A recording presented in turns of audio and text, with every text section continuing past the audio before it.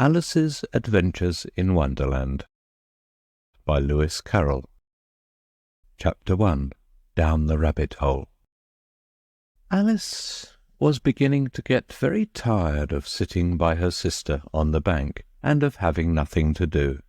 Once or twice she had peeped into the book her sister was reading, but it had no pictures or conversations in it.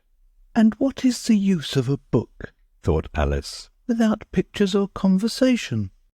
So she was considering in her own mind, as well as she could, for the hot day made her feel very sleepy and stupid, whether the pleasure of making a daisy chain would be worth the trouble of getting up and picking the daisies, when suddenly a white rabbit with pink eyes ran close by her.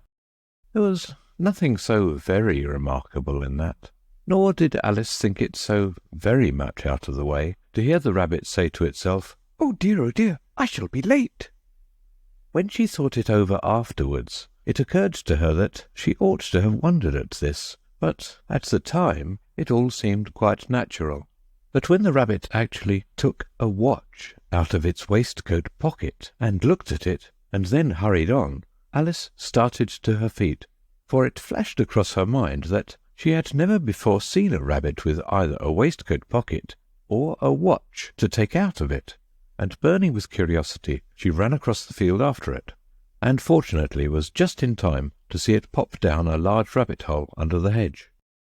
In another moment down went Alice after it, never once considering how in the world she was to get out again. The rabbit hole went straight on like a tunnel for some way, and then dipped suddenly down, so suddenly that Alice had not a moment to think about stopping herself before she found herself falling down a very deep well. Either the well was very deep, or she fell very slowly, for she had plenty of time as she went down to look about her and to wonder what was going to happen next. First she tried to look down and make out what she was coming to, but it was too dark to see anything. Then she looked at the sides of the well, and noticed that they were filled with cupboards and bookshelves. Here and there she saw maps and pictures hung upon pegs. She took down a jar from one of the shelves as she passed. It was labelled Orange Marmalade, but to her great disappointment it was empty. She did not like to drop the jar for fear of killing somebody, so managed to put it into one of the cupboards as she fell past it.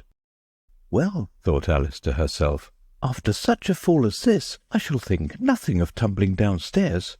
How brave they'll all think me at home! Why, I wouldn't say anything about it, even if I fell off the top of the house," which was very likely true.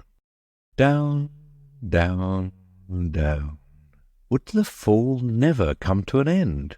"I wonder how many miles I've fallen by this time," she said aloud. "I must be getting somewhere near the centre of the earth. Let me see. That would be 4,000 miles down, I think." For, you see, Alice had learned several things of this sort in her lessons in the schoolroom, and though this was not a very good opportunity for showing off her knowledge, as there was no one to listen to her, still it was good practice to say it over. "Yes, that's about the right distance. But then I wonder what latitude or longitude I forgot to." Alice had no idea what latitude was, or longitude either, but thought they were nice, grand words to say. Presently she began again. "I wonder if I shall fall right through the earth. How funny it'll seem to come out among the people that walk with their heads downward. The antipathies, I think."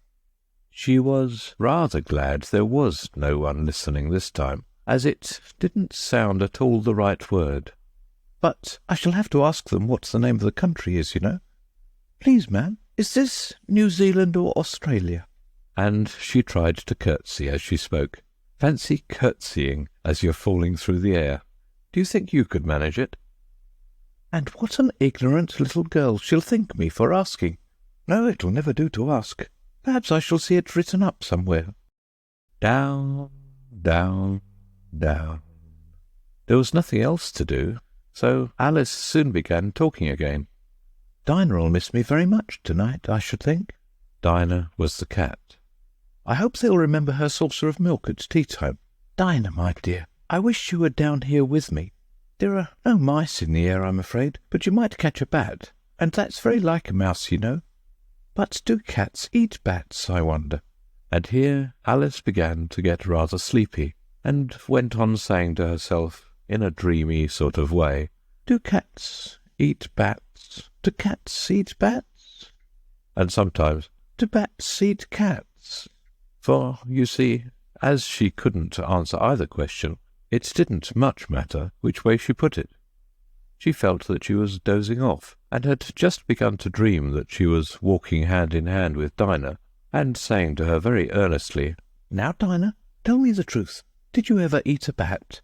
when suddenly, thump, thump, down she came upon a heap of sticks and dry leaves, and the fall was over. Alice was not a bit hurt, and she jumped up onto her feet in a moment. She looked up, but it was all dark overhead. Before her was another long passage, and the White Rabbit was still in sight, hurrying down it. There was not a moment to be lost.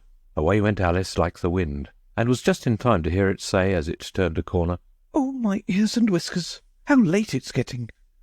She was close behind it when she turned the corner, but the rabbit was no longer to be seen. She found herself in a long, low hall, which was lit up by a row of lamps hanging from the roof. There were doors all round the hall, but they were all locked, and when Alice had been all the way down one side and up the other, trying every door, she walked sadly down the middle, wondering how she was ever to get out again. Suddenly she came upon a little three-legged table, all made of solid glass. There was nothing on it except a tiny golden key, and Alice's first thought was that it might belong to one of the doors of the hall. But, alas, either the locks were too large or the key was too small, but at any rate it would not open any of them. However, on the second time round, she came upon a low curtain she had not noticed before, and behind it was a little door about 15 inches high. She tried the little golden key in the lock, and to her great delight it fitted. Alice opened the door, and found that it led into a small passage, not much larger than a rat-hole. She knelt down and looked along the passage into the loveliest garden you ever saw. How she longed to get out of that dark hall and wander about among those beds of bright flowers and those cool fountains. But she could not even get her head through the doorway. "And even if my head would go through," thought poor Alice, "it would be of very little use without my shoulders. Oh, how I wish I could shut up like a telescope. I think I could if I only knew how to begin." For, you see, so many out-of-the-way things had happened lately that Alice had begun to think that very few things indeed were really impossible. There seemed to be no use in waiting by the little door, so she went back to the table, half hoping she might find another key on it, or at any rate a book of rules for shutting people up like telescopes. This time she found a little bottle on it, "which certainly was not here before," said Alice, and round the neck of the bottle was a paper label with the words "Drink me" beautifully printed on it in large letters. It was all very well to say "Drink me," but the wise little Alice was not going to do that in a hurry. "No, I'll look first," she said, "and see whether it's marked poison or not." For she had read several nice little histories about children who had got burnt and eaten up by wild beasts and other unpleasant things, all because they would not remember the simple rules their friends had taught them, such as that a red-hot poker will burn you if you hold it too long, and that if you cut your finger very deeply with a knife, it usually bleeds. And she had never forgotten that if you drink much from a bottle marked poison, it is almost certain to disagree with you, sooner or later. However, this bottle was not marked poison, so Alice ventured to taste it, and finding it very nice, it had in fact a sort of mixed flavour of cherry tart, custard, pineapple, roast turkey, toffee, and hot buttered toast. She very soon finished it off. "What a curious feeling," said Alice. "I must be shutting up like a telescope." And so it was indeed. She was now only 10 inches high, and her face brightened up at the thought that she was now the right size for going through the little door into that lovely garden. First, however, she waited for a few minutes to see if she was going to shrink any further. She felt a little nervous about this. "For it might end, you know," said Alice to herself, "in my going out altogether like a candle. I wonder what I should be like then." And she tried to fancy what the flame of a candle is like after the candle is blown out, for she could not remember ever having seen such a thing. After a while, finding that nothing more happened, she decided on going into the garden at once. But, alas for poor Alice! When she got to the door, she found she had forgotten the little golden key, and when she went back to the table for it, she found she could not possibly reach it. She could see it quite plainly through the glass, and she tried her best to climb up one of the legs of the table, but it was too slippery. And when she had tired herself out with trying, the poor little thing sat down and cried. "Come, there's no use in crying like that," said Alice to herself, rather sharply. "I advise you to leave off this minute." She generally gave herself very good advice, though she very seldom followed it, and sometimes she scolded herself so severely as to bring tears into her eyes, and once she remembered trying to box her own ears for having cheated herself in a game of croquet she was playing against herself, for this curious child was very fond of pretending to be two people. "But it's no use now," thought poor Alice, "to pretend to be two people. Why, there's hardly enough of me left to make one respectable person." Soon her eye fell on a little glass box that was lying under the table. She opened it, and found in it a very small cake, on which the words "Eat me" were beautifully marked in currants. "Well, I'll eat it," said Alice, "and if it makes me grow larger, I can reach the key, and if it makes me grow smaller, I can creep under the door. So either way I'll get into the garden, and I don't care which happens." She ate a little bit, and said anxiously to herself, "Which way? Which way?" holding her hand on the top of her head to feel which way it was growing, and she was quite surprised to find that she remained the same size. To be sure, this generally happens when one eats cake, but Alice had got so much into the way of expecting nothing but out-of-the-way things to happen that it seemed quite dull and stupid for life to go on in the common way. So she set to work and very soon finished off the cake. Chapter 2. The Pool of Tears. "Curiouser and curiouser," cried Alice. She was so much surprised that for the moment she quite forgot how to speak good English. "Now I'm opening out like the largest telescope that ever was. Goodbye, feet." But when she looked down at her feet, they seemed to be almost out of sight. They were getting so far off. "Oh, my poor little feet! I wonder who will put on your shoes and stockings for you now, dears. I'm sure I shan't be able. I shall be a great deal too far off to trouble myself about you. You must manage the best way you can. But I must be kind to them," thought Alice, "or perhaps they won't walk the way I want to go. Let me see, I'll give them a new pair of boots every Christmas." And she went on planning to herself how she would manage it. "They must go by the carrier," she thought, "and how funny it'll seem, sending presents to one's own feet, and how odd the directions will look.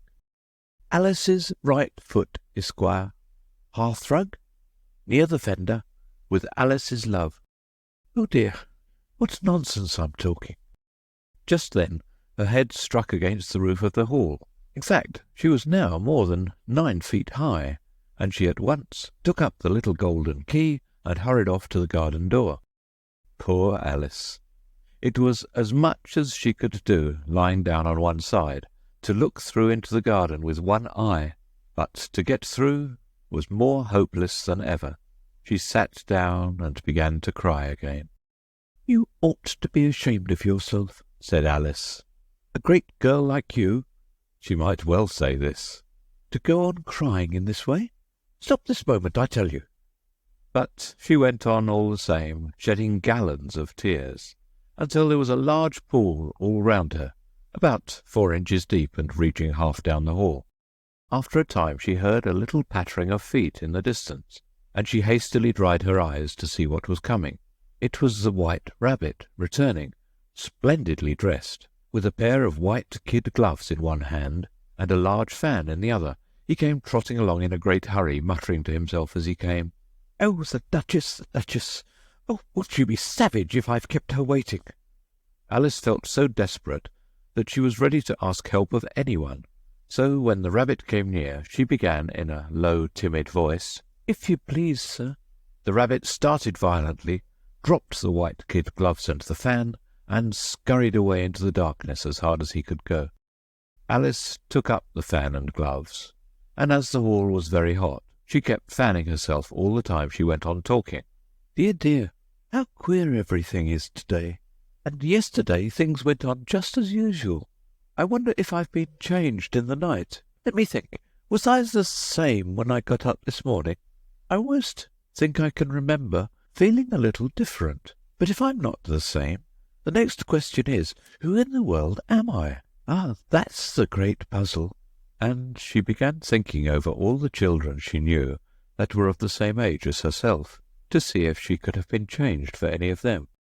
"I'm sure I'm not Ada," she said, "for her hair goes in such long ringlets, and mine doesn't go in ringlets at all. And I'm sure I can't be Mabel, for I know all sorts of things, and she knows such a very little. Besides, she's she, and I'm I, and, oh dear, how puzzling it all is. I'll try if I know all the things I used to know. Let me see. 4 times 5 is 12, and 4 times 6 is 13, and 4 times 7 is... Oh dear, I shall never get to 20 at that rate. However, the multiplication table doesn't signify. Let's try geography. London is the capital of Paris, and Paris is the capital of Rome, and Rome... No, that's all wrong, I'm certain. I must have been changed for Mabel. I'll try and say, how doth the little?" And she crossed her hands on her lap, as if she were saying lessons, and began to repeat it. But her voice sounded hoarse and strange, and the words did not come the same as they used to do. "How doth the little crocodile improve his shining tail, and pour the waters of the Nile on every golden scale? How cheerfully he seems to grin, how neatly spread his claws, and welcome little fishes in with gently smiling jaws." "I'm sure those are not the right words," said poor Alice, and her eyes filled with tears again as she went on. "I must be Mabel after all, and I shall have to go and live in that poky little house, and have next to no toys to play with, and oh, ever so many lessons to learn. No, I've made up my mind about it. If I'm Mabel, I'll stay down here. It'll be no use their putting their heads down and saying, 'Come up again, dear.' I shall only look up and say, 'Who am I, then? Tell me that first, and then if I like being that person, I'll come up. If not, I'll stay down here till I'm somebody else.'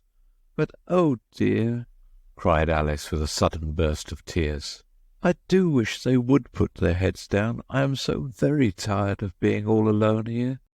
As she said this, she looked down at her hands, and was surprised to see that she had put on one of the rabbit's little white kid gloves while she was talking. "How can I have done that?" she thought. "I must be growing small again." She got up and went to the table to measure herself by it, and found that, as nearly as she could guess, she was now about 2 feet high, and was going on shrinking rapidly. She soon found out that the cause of this was the fan she was holding, and she dropped it hastily, just in time to avoid shrinking away altogether.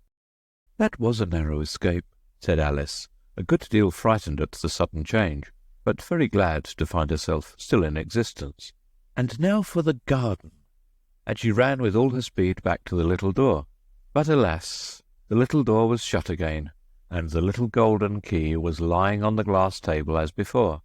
"And things are worse than ever," thought the poor child, "for I never was so small as this before, never, and I declare it's too bad, that it is." As she said these words, her foot slipped, and in another moment, splash, she was up to her chin in salt water.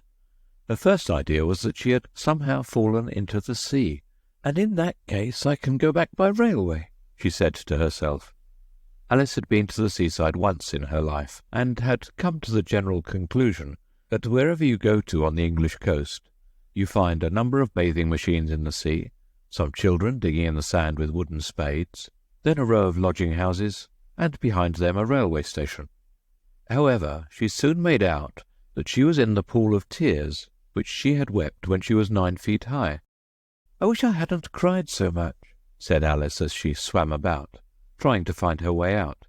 "I shall be punished for it now, I suppose, by being drowned in my own tears. That will be a queer thing, to be sure. However, everything is queer today." Just then she heard something splashing about in the pool a little way off, and she swam nearer to make out what it was. At first she thought it must be a walrus or hippopotamus, but then she remembered how small she was now, and she soon made out that it was only a mouse that had slipped in like herself. "Would it be of any use now," thought Alice, "to speak to this mouse? Everything is so out of the way down here that I should think very likely it can talk. At any rate, there's no harm in trying." So she began. "O mouse, do you know the way out of this pool? I'm very tired of swimming about here, O mouse." Alice thought this must be the right way of speaking to a mouse. She had never done such a thing before, but she remembered having seen in her brother's Latin grammar, "A mouse, of a mouse, to a mouse, O mouse." The mouse looked at her rather inquisitively, and seemed to her to wink with one of its little eyes, but it said nothing. "Perhaps it doesn't understand English," thought Alice. "I dare say it's a French mouse, come over with William the Conqueror."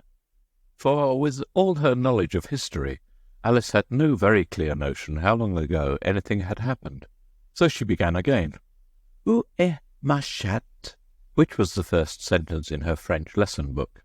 The mouse gave a sudden leap out of the water, and seemed to quiver all over with fright. "Oh, I beg your pardon," cried Alice hastily, afraid that she had hurt the poor animal's feelings. "I quite forgot you didn't like cats." "Not like cats?" cried the mouse in a shrill, passionate voice. "Would you like cats if you were me?" "Well, perhaps not," said Alice in a soothing tone. "Don't be angry about it. And yet I wish I could show you our cat Dinah. I think you'd take a fancy to cats if you could only see her. She's such a dear, quiet thing," Alice went on half to herself, as she swam lazily about in the pool. "And she sits purring so nicely by the fire, licking her paws and washing her face. And she is such a nice, soft thing to nurse. And she's such a capital one for catching mice. Oh, I beg your pardon," cried Alice again, for this time the mouse was bristling all over, and she felt certain it must be really offended. "We won't talk about her any more if you'd rather not." "We, indeed," cried the mouse, who was trembling down to the end of his tail. "As if I would talk on such a subject. Our family always hated cats. Nasty, low, vulgar things. Don't let me hear that name again." "I won't indeed," said Alice, in a great hurry to change the subject of conversation. Are you fond of dogs?" The mouse did not answer, so Alice went on eagerly. "There is such a nice little dog near our house I should like to show you. A little bright-eyed terrier, you know, with, such long curly brown hair. And it'll fetch things when you throw them, and it'll sit up and beg for its dinner, and all sorts of things. I can't remember half of them. And it belongs to a farmer, you know, and he says it's so useful it's worth £100. He says it kills all the rats, and—" "Oh, dear," cried Alice in a sorrowful tone. "I'm afraid I've offended it again." For the mouse was swimming away from her as hard as it could go, and making quite a commotion in the pool as it went. So she called softly after it, "Mouse dear, do come back again, and we won't talk about cats or dogs either, if you don't like them." When the mouse heard this, it turned round and swam slowly back to her. Its face was quite pale, with passion, Alice thought, and it said in a low, trembling voice, "Let us get to the shore, and then I'll tell you my history, and you'll understand why it is I hate cats and dogs." It was high time to go, for the pool was getting quite crowded with the birds and animals that had fallen into it. There were a duck, and a dodo, a lory, and an eaglet, and several other curious creatures. Alice led the way, and the whole party swam to the shore. Chapter 3. A Caucus Race and a Long Tail. They were indeed a queer-looking party that assembled on the bank, the birds with draggled feathers, the animals with their fur clinging close to them, and all dripping wet, cross, and uncomfortable. The first question, of course, was how to get dry again. They had a consultation about this, and after a few minutes it seemed quite natural to Alice to find herself talking familiarly with them, as if she had known them all her life. Indeed, she had quite a long argument with the Lowry, who at last turned sulky and would only say, "I am older than you, and must know better." And this Alice would not allow without knowing how old it was, and as the Lowry positively refused to tell its age, there was no more to be said. At last the Mouse, who seemed to be a person of authority among them, called out, "Sit down, all of you, and listen to me. I'll soon make you dry enough." They all sat down at once in a large ring, with the Mouse in the middle. Alice kept her eyes anxiously fixed on it, for she felt sure she would catch a bad cold if she did not get dry very soon. said the Mouse, with an important air. "Are you all ready? This is the driest thing I know. Silence all round, if you please. William the Conqueror, whose cause was favoured by the Pope, was soon submitted to by the English, who wanted leaders, and had been of late much accustomed to usurpation and conquest. Edwin and Morcar, the Earls of Mercia and Northumbria—" "Ugh," said the Lowry, with a shiver. "I beg your pardon," said the Mouse, frowning, but very politely. "Did you speak?" "Not I," said the Lowry, hastily. "I thought you did," said the Mouse. "I proceed. Edwin and Morcar, the Earls of Mercia and Northumbria, declared for him, and even Stigand, the patriotic Archbishop of Canterbury, found it advisable." "Found what?" said the Duck. "Found it," the Mouse replied rather crossly. "Of course you know what it means?" "I know what it means well enough when I find a thing," said the Duck. "It's generally a frog or a worm. The question is, what did the Archbishop find?" The Mouse did not notice this question, but hurriedly went on. "Found it advisable to go with Edgar Atheling to meet William and offer him the crown. William's conduct at first was moderate, but the insolence of his Normans— How are you getting on now, my dear?" it continued, turning to Alice as it spoke. "As wet as ever," said Alice in a melancholy tone. "It doesn't seem to dry me at all." "In that case," said the Dodo solemnly, rising to its feet, "I move that the meeting adjourn for the immediate adoption of more energetic remedies." "Speak English," said the Eaglet. "I don't know the meaning of half those long words, and what's more, I don't believe you do either." And the Eaglet bent down its head to hide a smile. Some of the other birds tittered audibly. "What I was going to say," said the Dodo in an offended tone, "was that the best thing to get us dry would be a caucus race."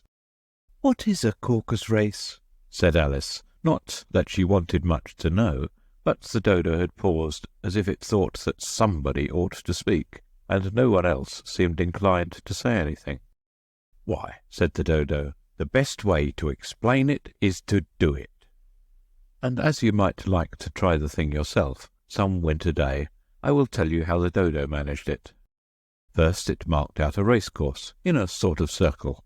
The exact shape doesn't matter, it said. And then all the party were placed along the course, here and there.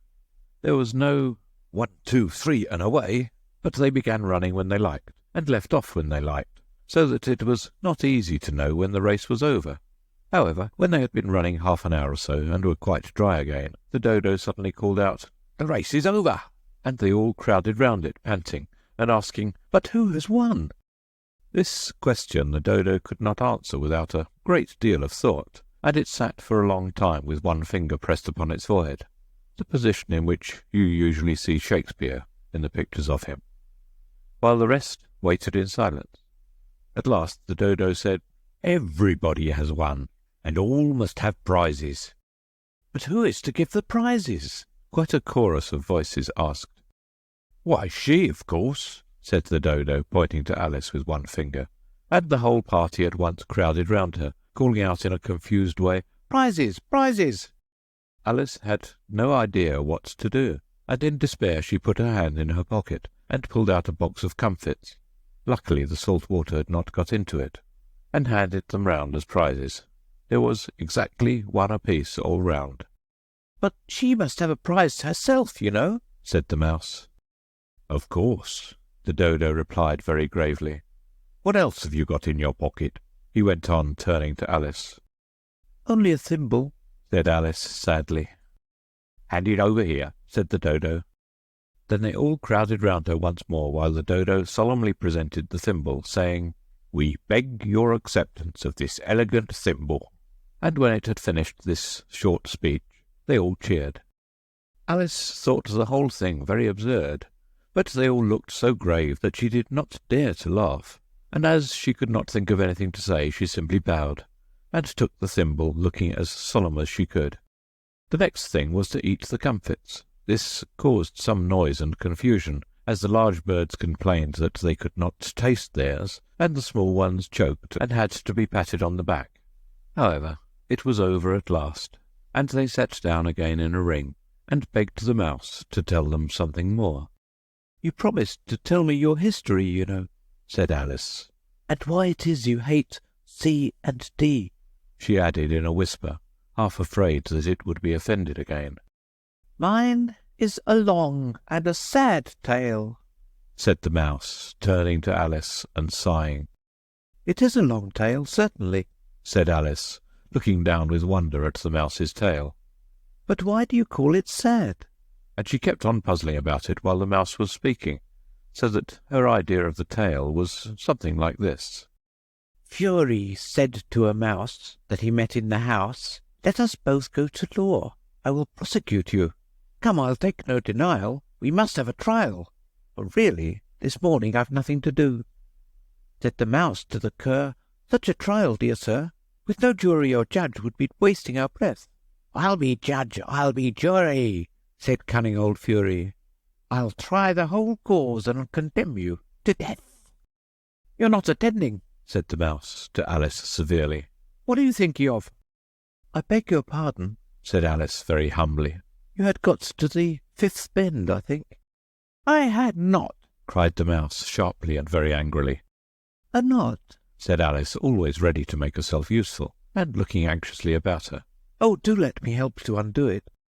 'I shall do nothing of the sort,' said the mouse, getting up and walking away. 'You insult me by talking such nonsense.' 'I didn't mean it,' pleaded poor Alice.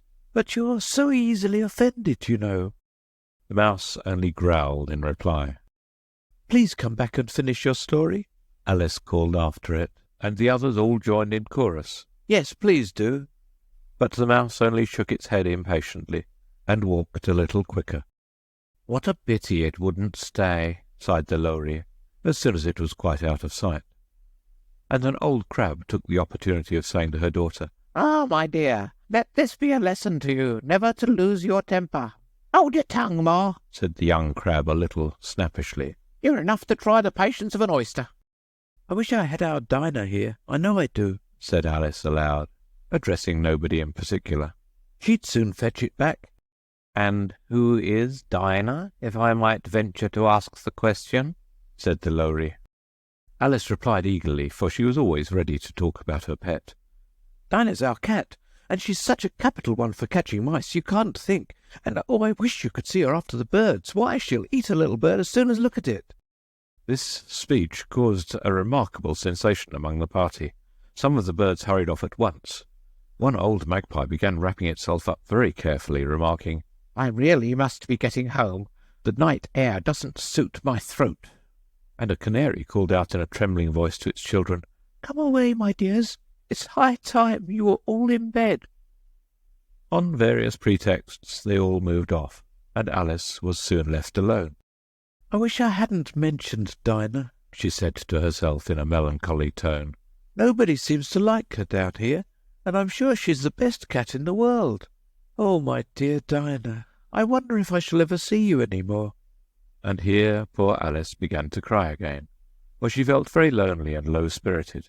In a little while, however, she again heard a little pattering of footsteps in the distance, and she looked up eagerly, half hoping that the mouse had changed his mind, and was coming back to finish his story. Chapter 4. The Rabbit Sends in a Little Bill. It was the White Rabbit, trotting slowly back again, and looking anxiously about it as it went, as if it had lost something, and she heard it muttering to itself, The Duchess, oh my dear paws, oh my fur and whiskers, she'll get me executed as sure as ferrets are ferrets. Where can I have dropped them, I wonder? Alice guessed in a moment that it was looking for the fan and the pair of white kid gloves, and she very good-naturedly began hunting about for them, but they were nowhere to be seen. Everything seemed to have changed since her swim in the pool, and the great hall with the glass table and the little door had vanished completely. Very soon the rabbit noticed Alice as she went hunting about, and called out to her in an angry tone, Why, Mary Ann, what are you doing out here? Run home this moment, and fetch me a pair of gloves and a fan. Quick now. And Alice was so much frightened that she ran off at once in the direction it pointed to, without trying to explain the mistake it had made. He took me for his housemaid, she said to herself as she ran. How surprised he'll be when he finds out who I am. But I'd better take him his fan and gloves. That is, if I can find them.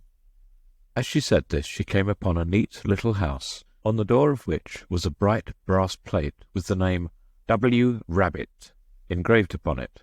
She went in without knocking, and hurried upstairs in great fear lest she should meet the real Mary Ann, and be turned out of the house before she had found the fan and gloves. How queer it seems, Alice said to herself, to be going messages for a rabbit. I suppose Dinah will be sending me on messages next. And she began fancying the sort of thing that would happen. Miss Alice, come here directly and get ready for your walk. Coming in a minute, nurse. But I've got to see that the mouse doesn't get out. Only I don't think, Alice went on, that they'd let Dinah stop in the house if it began ordering people about like that. By this time she had found her way into a tidy little room with a table in the window, and on it, as she had hoped, a fan and 2 or 3 pairs of tiny white kid gloves. She took up the fan and a pair of the gloves, and was just going to leave the room, when her eye fell upon a little bottle that stood near the looking-glass. There was no label this time with the words, "Drink me," but nevertheless she uncorked it and put it to her lips. I know something interesting is sure to happen, she said to herself, whenever I eat or drink anything, so I just see what this bottle does. I do hope it'll make me grow large again, for really I'm quite tired of being such a tiny little thing. It did so indeed, and much sooner than she had expected.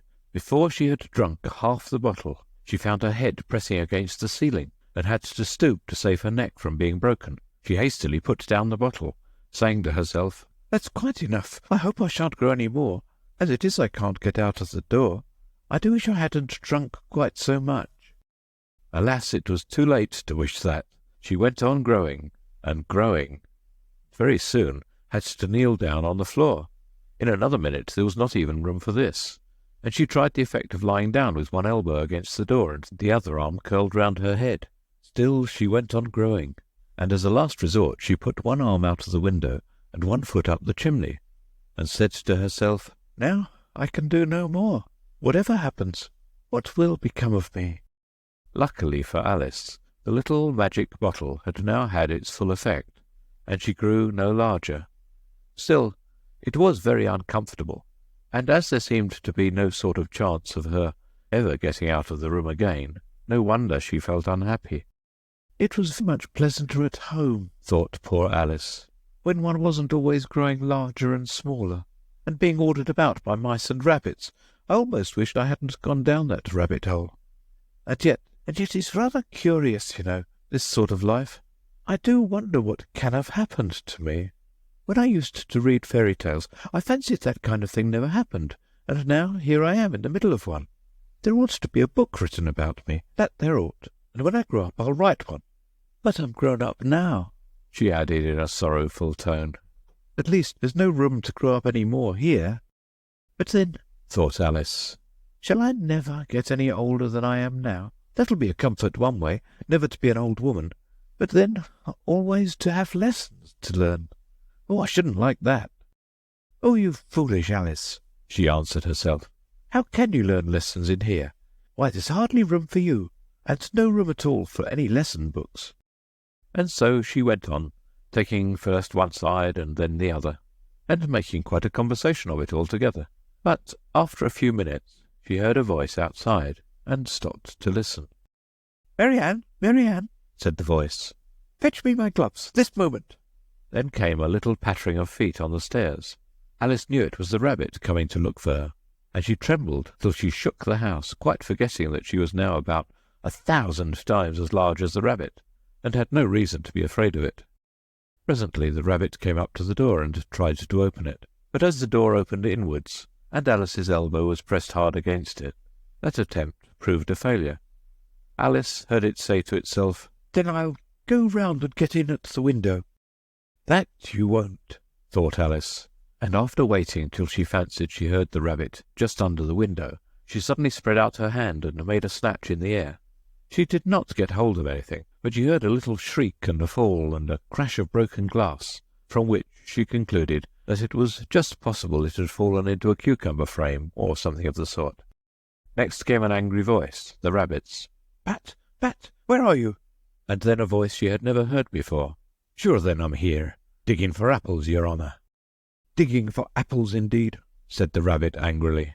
Here, come and help me out of this. Sounds of more broken glass. Now, tell me, Pat, what's that in the window? Sure, and it's an arm, your honour. He pronounced it arm. An arm, you goose? Who ever saw one that size? Why, it fills the whole window. Sure it does, your honour, but it's an arm for all that. Well, it's got no business there at any rate. Go and take it away. There was a long silence after this, and Alice could only hear whispers now and then, such as, Sure, and I don't like it, your honour, at all. Do as I tell you, you coward. And at last she spread out her hand again, and made another snatch in the air. This time there were 2 little shrieks, and more sounds of broken glass. What a number of cucumber frames there must be, thought Alice. I wonder what they'll do next. As for pulling me out of the window, I only wish they could. I'm sure I don't want to stay in here any longer. She waited for some time without hearing anything more. At last came a rumbling of little cartwheels, and the sound of a good many voices all talking together. She made out the words, Where's the other ladder? Why, I hadn't to bring but one. Bill's got the other. Bill, fetch it here, lad. Here, Put 'em up at this corner. No, tie 'em together first. They don't reach half high enough yet. Oh, they'll do well enough. Don't be particular. Here, Bill, catch hold of this rope. Will the roof bear? Mind that loose slate? Oh, it's coming down. Heads below. A loud crash. Now, who did that? It was Bill, I fancy. Who's to go down the chimney? No, I shan't. You do it. That I won't, then. Bill's to go down. Here, Bill. The master says you're to go down the chimney. Oh, so Bill's got to come to the chimney, has he? Said Alice to herself. Shy. They seem to put everything upon Bill. I wouldn't be in Bill's place for a good deal. This fireplace is narrow, to be sure, but I think I can kick a little. She drew her foot as far down the chimney as she could, and waited till she heard a little animal, she couldn't guess of what sort it was, scratching and scrambling about in the chimney close above her. Then, saying to herself, This is Bill, she gave one sharp kick, and waited to see what would happen next. The first thing she heard was a general chorus of, There goes Bill. Then the rabbit's voice along, Catch him, you by the hedge. Then silence, and then another confusion of voices. Hold up his head. Brandy now. Don't choke him. How was it, old fellow? What happened to you? Tell us all about it. Last came a little, feeble, squeaking voice. That's Bill, thought Alice. Well, I hardly know. No more, thank you. I'm better now, but I'm a deal too flustered to tell you. All I know is something comes at me like a jack-in-a-box, and up I goes like a skyrocket. Say you did, old fellow, said the others. We must burn the house down, said the rabbit's voice, and Alice called out as loud as she could. If you do, I'll set Dinah at you. There was a dead silence instantly, and Alice thought to herself, I wonder what they will do next. If they had any sense, they'd take the roof off. After a minute or two they began moving about again, and Alice heard the rabbit say, A barrowful will do, to begin with. A barrowful of what? thought Alice, but she had not long to doubt, for the next moment a shower of little pebbles came rattling in at the window, and some of them hit her in the face. I'll put a stop to this, she said to herself, and shouted out, You'd better not do that again, which produced another dead silence. Alice noticed with some surprise that the pebbles were all turning into little cakes as they lay on the floor, and a bright idea came into her head. If I eat one of these cakes, she thought, It's sure to make some change in my size, and as it can't possibly make me larger, it must make me smaller, I suppose." Though she swallowed one of the cakes, and was delighted to find that she began shrinking directly. As soon as she was small enough to get through the door, she ran out of the house, and found quite a crowd of little animals and birds waiting outside. The poor little lizard, Bill, was in the middle, being held up by 2 guinea pigs, who were giving it something out of a bottle.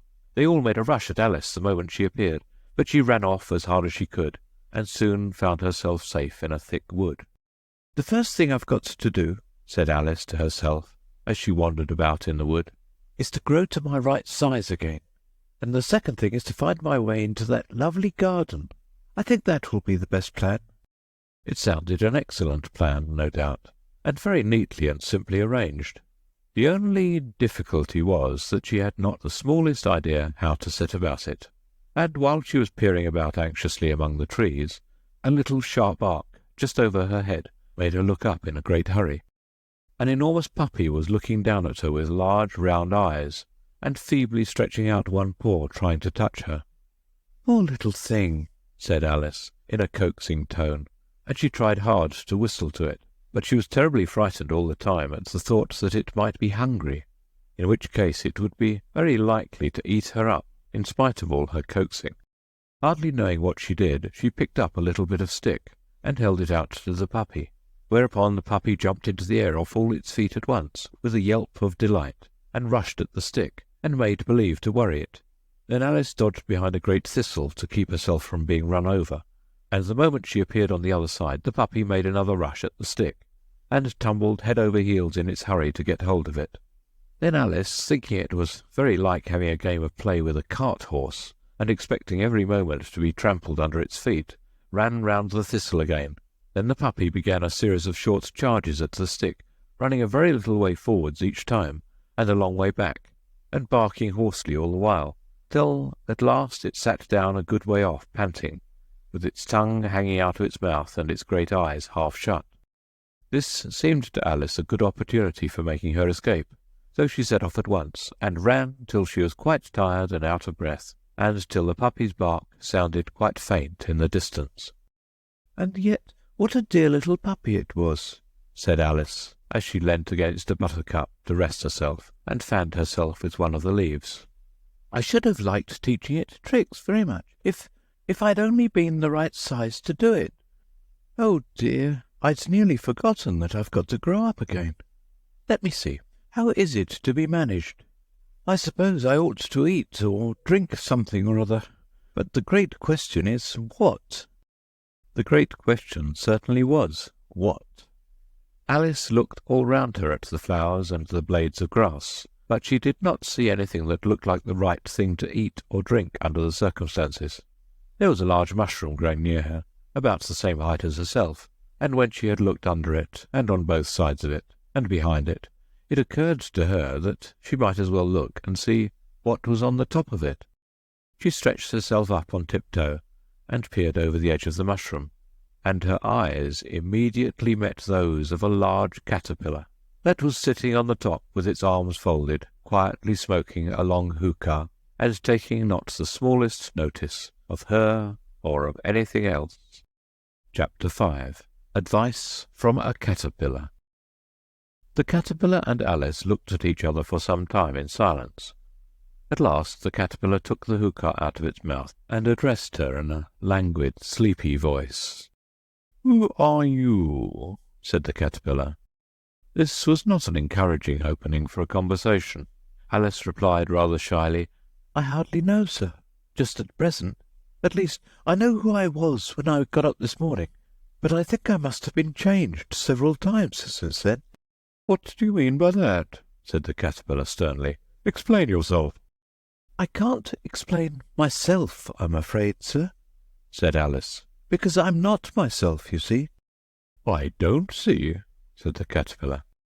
"I'm afraid I can't put it more clearly," Alice replied very politely, "for I can't understand it myself to begin with, and being so many different sizes in a day is very confusing." "It isn't," said the caterpillar. "Well, perhaps you haven't found it so yet," said Alice, "but when you have to turn into a chrysalis, you will some day, you know, and then after that into a butterfly, I should think you'll feel it a little queer, won't you?" "Not a bit," said the caterpillar. "Well, perhaps your feelings may be different," said Alice. "All I know is it would feel very queer to me." "You," said the caterpillar contemptuously. "Who are you?" Which brought them back again to the beginning of the conversation. Alice felt a little irritated at the caterpillar's making such very short remarks, and she drew herself up and said very gravely, "I think you ought to tell me who you are first." "Why?" said the caterpillar. Here was another puzzling question, and as Alice could not think of any good reason, and as the caterpillar seemed to be in a very unpleasant state of mind, she turned away. "Come back," the caterpillar called after her. "I've something important to say." This sounded promising, certainly. Alice turned and came back again. "Keep your temper," said the caterpillar. "Is that all?" said Alice, swallowing down her anger as well as she could. "No," said the caterpillar. Alice thought she might as well wait, as she had nothing else to do, and perhaps after all it might tell her something worth hearing. For some minutes it puffed away without speaking, but at last it unfolded its arms, took the hookah out of its mouth again, and said, "So you think you're changed, do you?" "I'm afraid I am, sir," said Alice. "I can't remember things as I used, and I don't keep the same size for 10 minutes together." "Can't remember what things?" said the caterpillar. "Well, I've tried to say, 'How doth the little busy bee?' but it all came different," Alice replied in a very melancholy voice. "Repeat, 'You are old, Father William,'" said the caterpillar. Alice folded her hands and began. "You are old, Father William," the young man said, "and your hair has become very white, and yet you incessantly stand on your head. Do you think at your age it is right?" "In my youth," Father William replied to his son, "I feared it might injure the brain, but now that I'm perfectly sure I have none, why, I do it again and again." "You are old," said the youth, "as I mentioned before, and have grown most uncommonly fat, yet you turned a back somersault in at the door. Pray, what is the reason of that?" "In my youth," said the sage, as he shook his grey locks, "I kept all my limbs very supple. By the use of this ointment, 1 shilling the box. Allow me to sell you a couple." "You are old," said the youth, "and your jaws are too weak for anything tougher than suet. Yet you finished the goose, with the bones and the beak. Pray, how did you manage to do it?" "In my youth," said his father, "I took to the law, and argued each case with my wife, and the muscular strength which it gave to my jaw has lasted the rest of my life." "You are old," said the youth. "One would hardly suppose that your eye was as steady as ever, yet you balanced an eel on the end of your nose. What made you so awfully clever?" "I have answered 3 questions, and that is enough," said his father. "Don't give yourself airs. Do you think I can listen all day to such stuff? Be off, or I'll kick you downstairs." "That is not said right," said the caterpillar. "Not quite right, I'm afraid," said Alice timidly. "Some of the words have got altered." "It is wrong from beginning to end," said the caterpillar decidedly, and there was silence for some minutes. The caterpillar was the first to speak. "What size do you want to be?" it asked. "Oh, I'm not particular as to size," Alice hastily replied. "Only one doesn't like changing so often, you know." "I don't know," said the caterpillar. Alice said nothing. She had never been so much contradicted in her life before, and she felt that she was losing her temper. "Are you content now?" said the caterpillar. "Well, I should like to be a little larger, sir, if you wouldn't mind," said Alice. 3 inches is such a wretched height to be." "It is a very good height indeed," said the caterpillar angrily, rearing itself upright as it spoke. It was exactly 3 inches high. "But I'm not used to it," pleaded poor Alice in a piteous tone, and she thought of herself, "I wish the creatures wouldn't be so easily offended." "You'll get used to it in time," said the caterpillar, and it put the hookah into its mouth and began smoking again. This time Alice waited patiently until it chose to speak again. In a minute or two the caterpillar took the hookah out of its mouth, and yawned once or twice, and shook itself. Then it got down off the mushroom and crawled away in the grass, merely remarking as it went, "One side will make you grow taller, the other side will make you grow shorter." "One side of what? The other side of what?" thought Alice to herself. "Of the mushroom," said the caterpillar, just as if she had asked it aloud, and in another moment it was out of sight.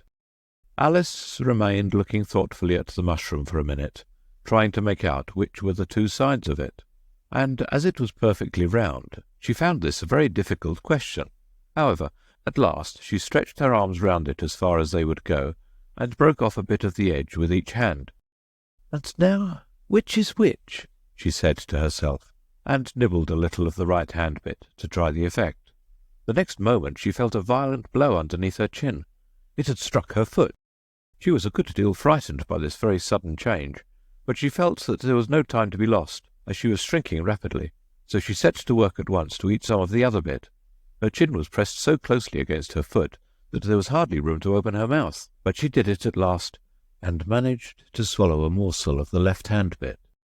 "Come, my head's free at last," said Alice in a tone of delight, which changed into alarm in another moment when she found that her shoulders were nowhere to be found. All she could see when she looked down was an immense length of neck, which seemed to rise like a stalk out of a sea of green leaves that lay far below her. "What can all that green stuff be?" said Alice. "And where have my shoulders got to?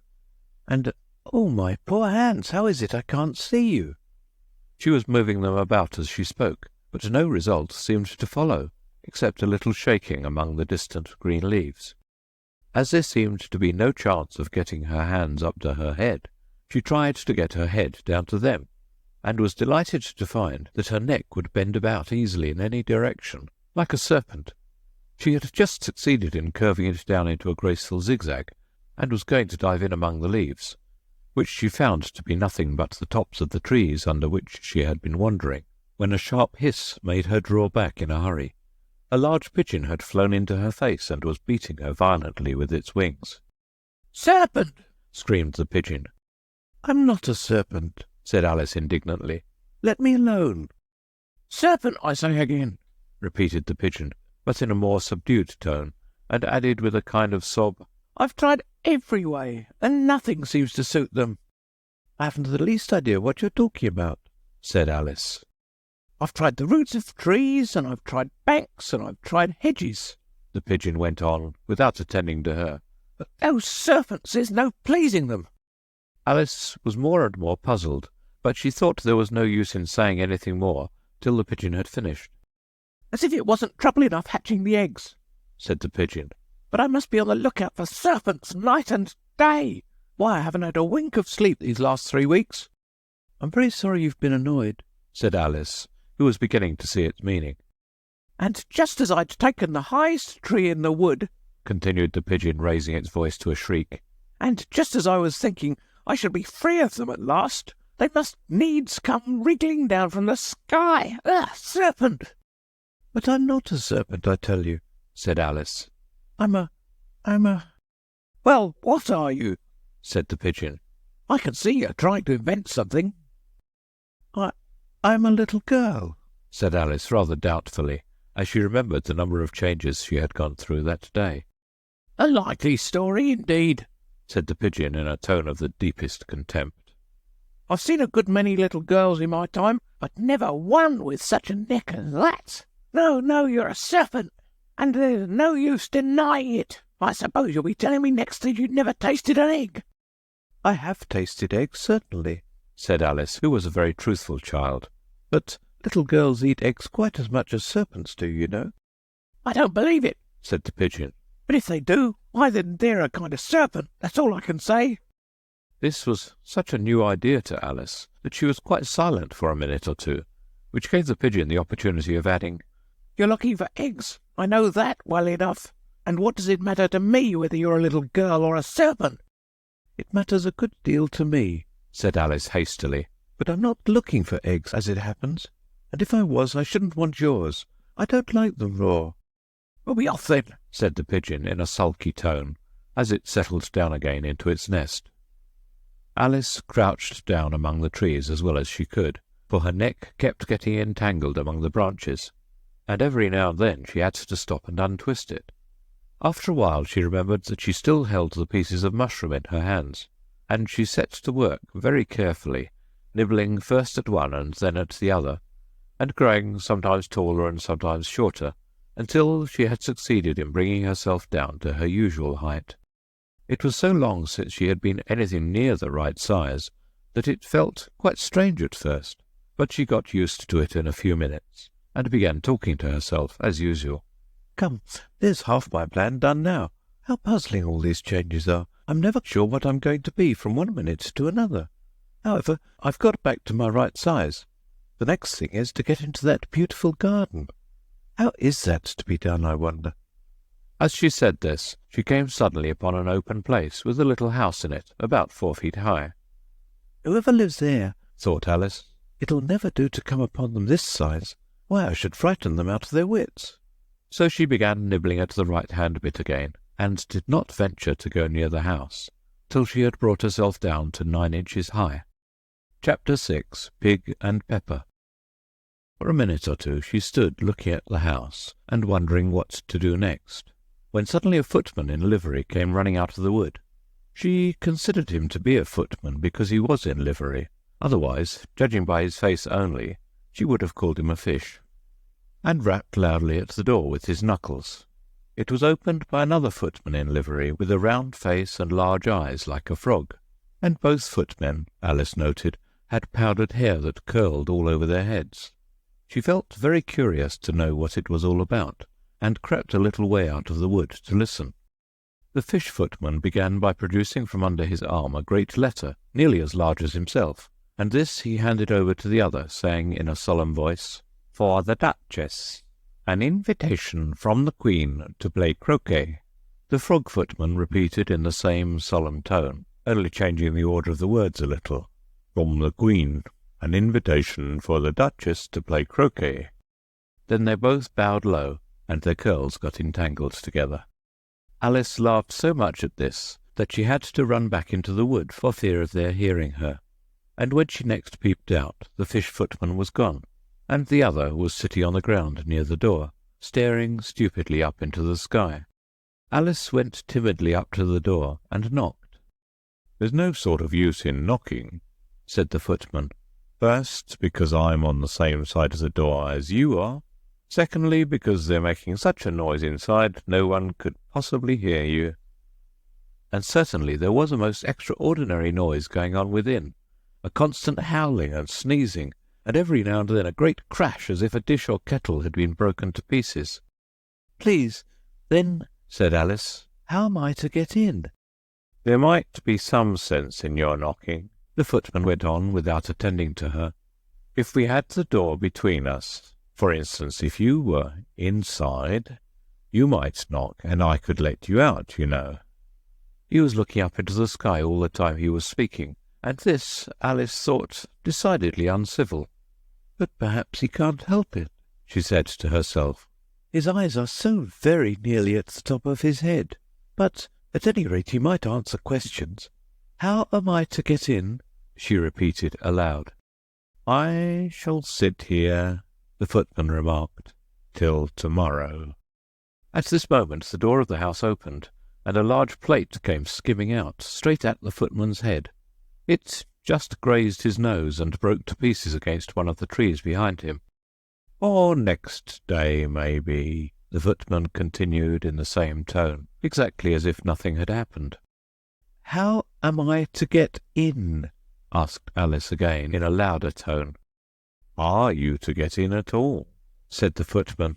"That's the first question, you know." It was, no doubt, only Alice did not like to be told so. "It's really dreadful," she muttered to herself, "the way all the creatures argue. It's enough to drive one crazy." The footman seemed to think this a good opportunity for repeating his remark, with variations. "I shall sit here," he said, "on and off, for days and days." "But what am I to do?" said Alice. "Anything you like," said the footman, and began whistling. "Oh, there's no use in talking to him," said Alice desperately. "He's perfectly idiotic." And she opened the door and went in. The door led right into a large kitchen, which was full of smoke from one end to the other. The Duchess was sitting on a three-legged stool in the middle, nursing a baby. The cook was leaning over the fire, stirring a large cauldron, which seemed to be full of soup. "There's certainly too much pepper in that soup," Alice said to herself, as well as she could for sneezing. There was certainly too much of it in the air. Even the Duchess sneezed occasionally, and as for the baby, it was sneezing and howling alternately without a moment's pause. The only things in the kitchen that did not sneeze were the cook and a large cat, which was sitting on the hearth and grinning from ear to ear. "Please, would you tell me," said Alice a little timidly, for she was not quite sure whether it was good manners for her to speak first, "why your cat grins like that?" "It's a Cheshire cat," said the Duchess, "and that's why. Pig!" She said the last word with such sudden violence that Alice quite jumped, but she saw in another moment that it was addressed to the baby, and not to her, so she took courage and went on again. "I didn't know that Cheshire cats always grinned. In fact, I didn't know that cats could grin." "They all can," said the Duchess, "and most of 'em do." "I don't know of any that do," Alice said very politely, feeling quite pleased to have got into a conversation. "You don't know much," said the Duchess, "and that's a fact." Alice did not at all like the tone of this remark, and thought it would be as well to introduce some other subject of conversation. While she was trying to fix on one, the cook took the cauldron of soup off the fire, and at once set to work, throwing everything within her reach at the Duchess and the baby. The fire irons came first, then followed a shower of saucepans, plates, and dishes. The Duchess took no notice of them, even when they hit her, and the baby was howling so much already that it was quite impossible to say whether the blows hurt it or not. "Oh, please mind what you're doing," cried Alice, jumping up and down in an agony of terror. "Oh, there goes his precious nose," as an unusually large saucepan flew close by it, and very nearly carried it off. "If everybody minded their own business," the Duchess said in a hoarse growl, "the world would go round a deal faster than it does." "Which would not be an advantage," said Alice, who felt very glad to get an opportunity of showing off a little of her knowledge. "Just think of what work it would make with the day and night. You see, the earth takes 24 hours to turn round on its axis." "Talking of axes," said the Duchess, "chop off her head." Alice glanced rather anxiously at the cook, to see if she meant to take the hint, but the cook was busily stirring the soup, and seemed not to be listening, so she went on again. 24 hours, I think. Or is it just 12?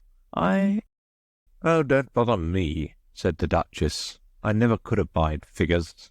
And with that she began nursing her child again, singing a sort of lullaby to it as she did so, and giving it a violent shake at the end of every line.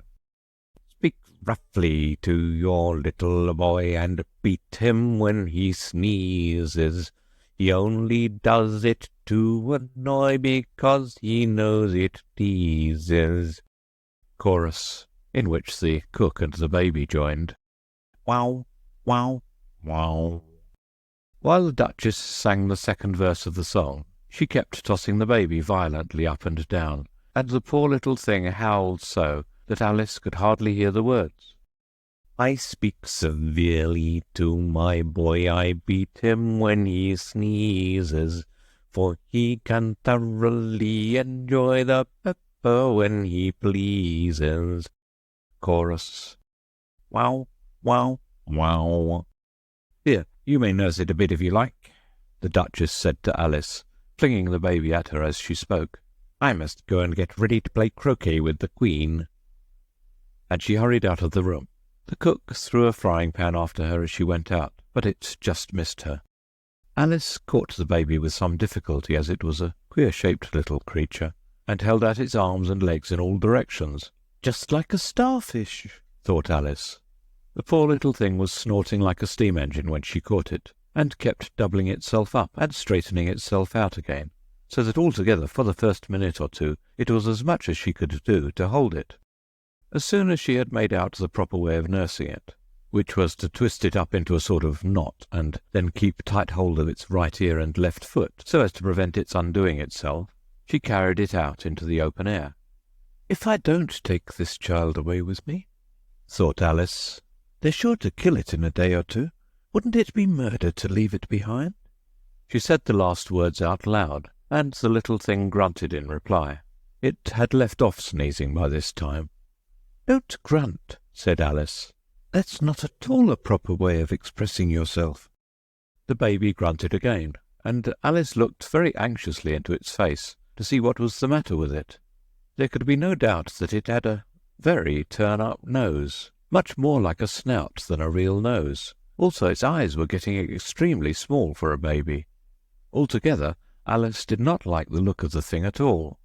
But perhaps it was only sobbing, she thought, and looked into its eyes again to see if there were any tears.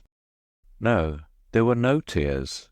"If you're going to turn into a pig, my dear," said Alice seriously, "I'll have nothing more to do with you. Mind now." The poor little thing sobbed again, or grunted, it was impossible to say which, and they went on for some while in silence. Alice was just beginning to think to herself, "Now what am I to do with this creature when I get it home?" when it grunted again so violently that she looked down into its face in some alarm. This time there could be no mistake about it. It was neither more nor less than a pig, and she felt that it would be quite absurd for her to carry it further. So she set the little creature down and felt quite relieved to see it trot away quietly into the wood.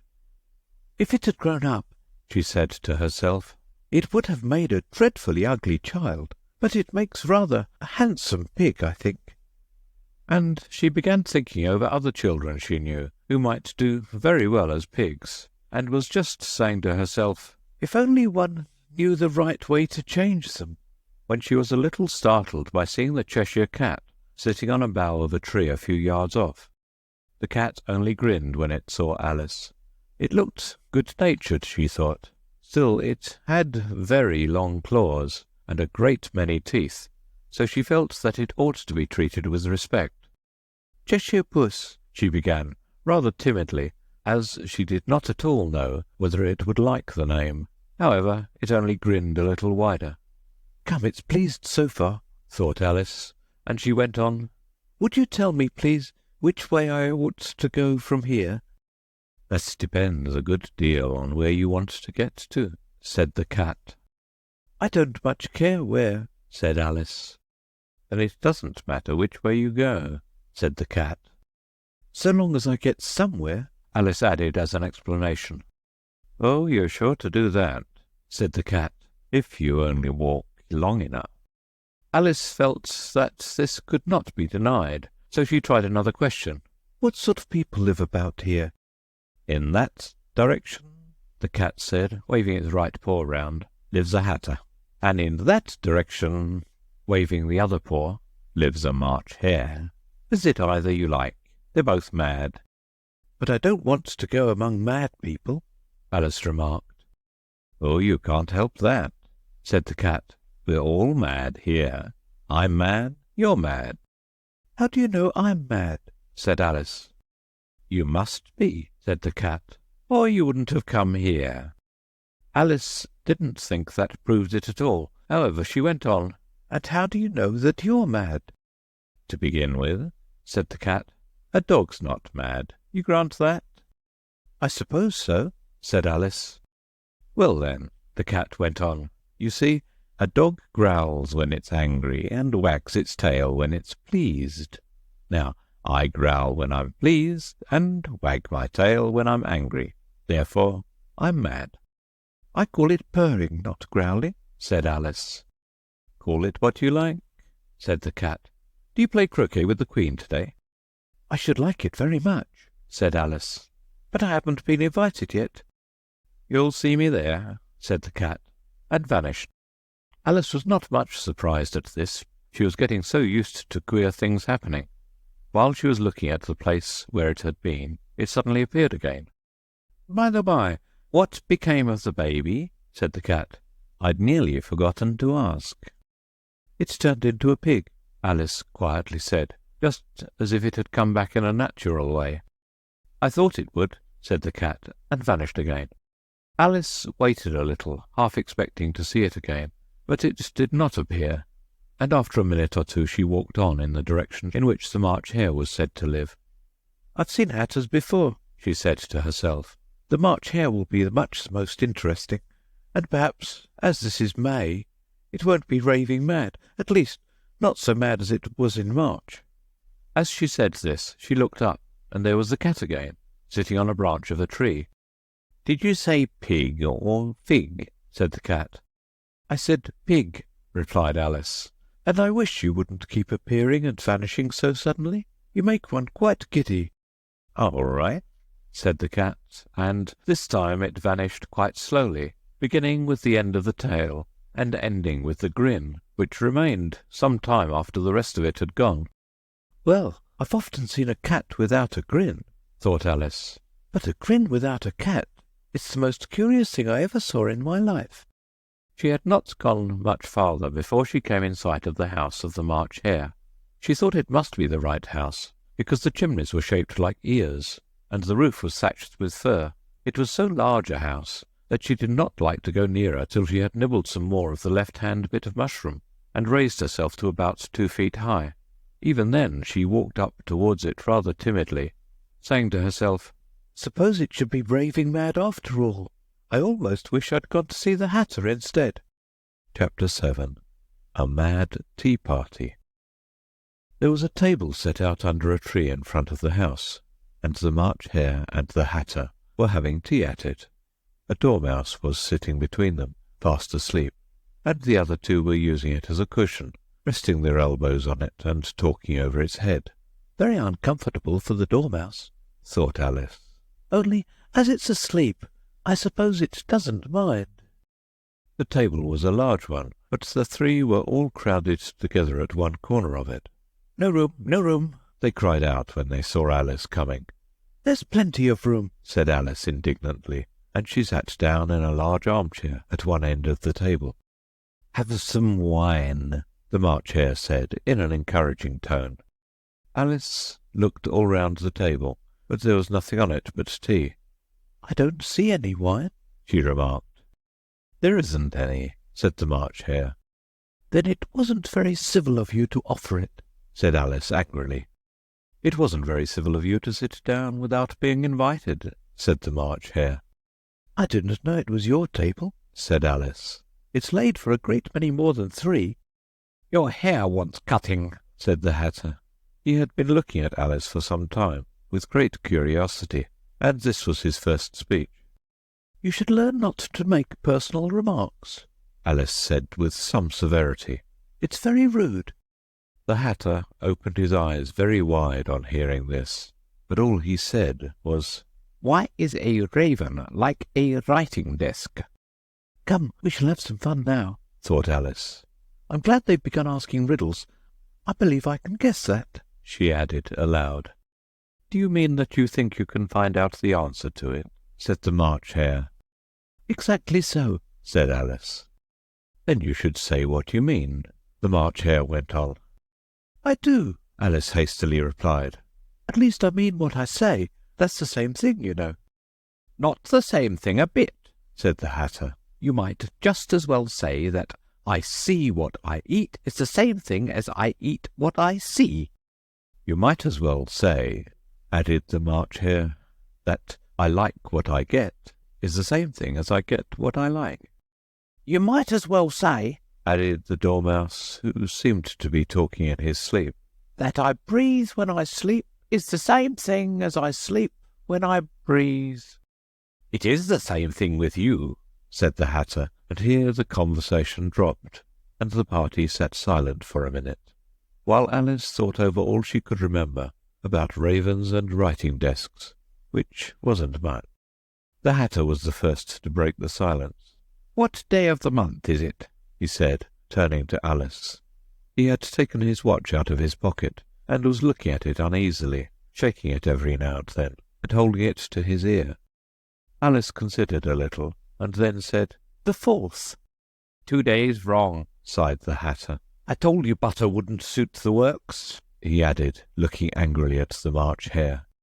"It was the best butter," the March Hare meekly replied. "Yes, but some crumbs must have got in as well," the Hatter grumbled. "You shouldn't have put it in with the bread knife." The March Hare took the watch and looked at it gloomily. Then he dipped it into his cup of tea and looked at it again. But he could think of nothing better to say than his first remark. "It was the best butter, you know." Alice had been looking over his shoulder with some curiosity. "What a funny watch," she remarked. "It tells the day of the month, and doesn't tell what o'clock it is." "Why should it?" muttered the Hatter. "Does your watch tell you what year it is?" "Of course not," Alice replied very readily. "But that's because it stays the same year for such a long time together." "Which is just the case with mine," said the Hatter. Alice felt dreadfully puzzled. The Hatter's remark seemed to have no sort of meaning in it, and yet it was certainly English. "I don't quite understand you," she said, as politely as she could. "The Dormouse is asleep again," said the Hatter, and he poured a little hot tea upon its nose.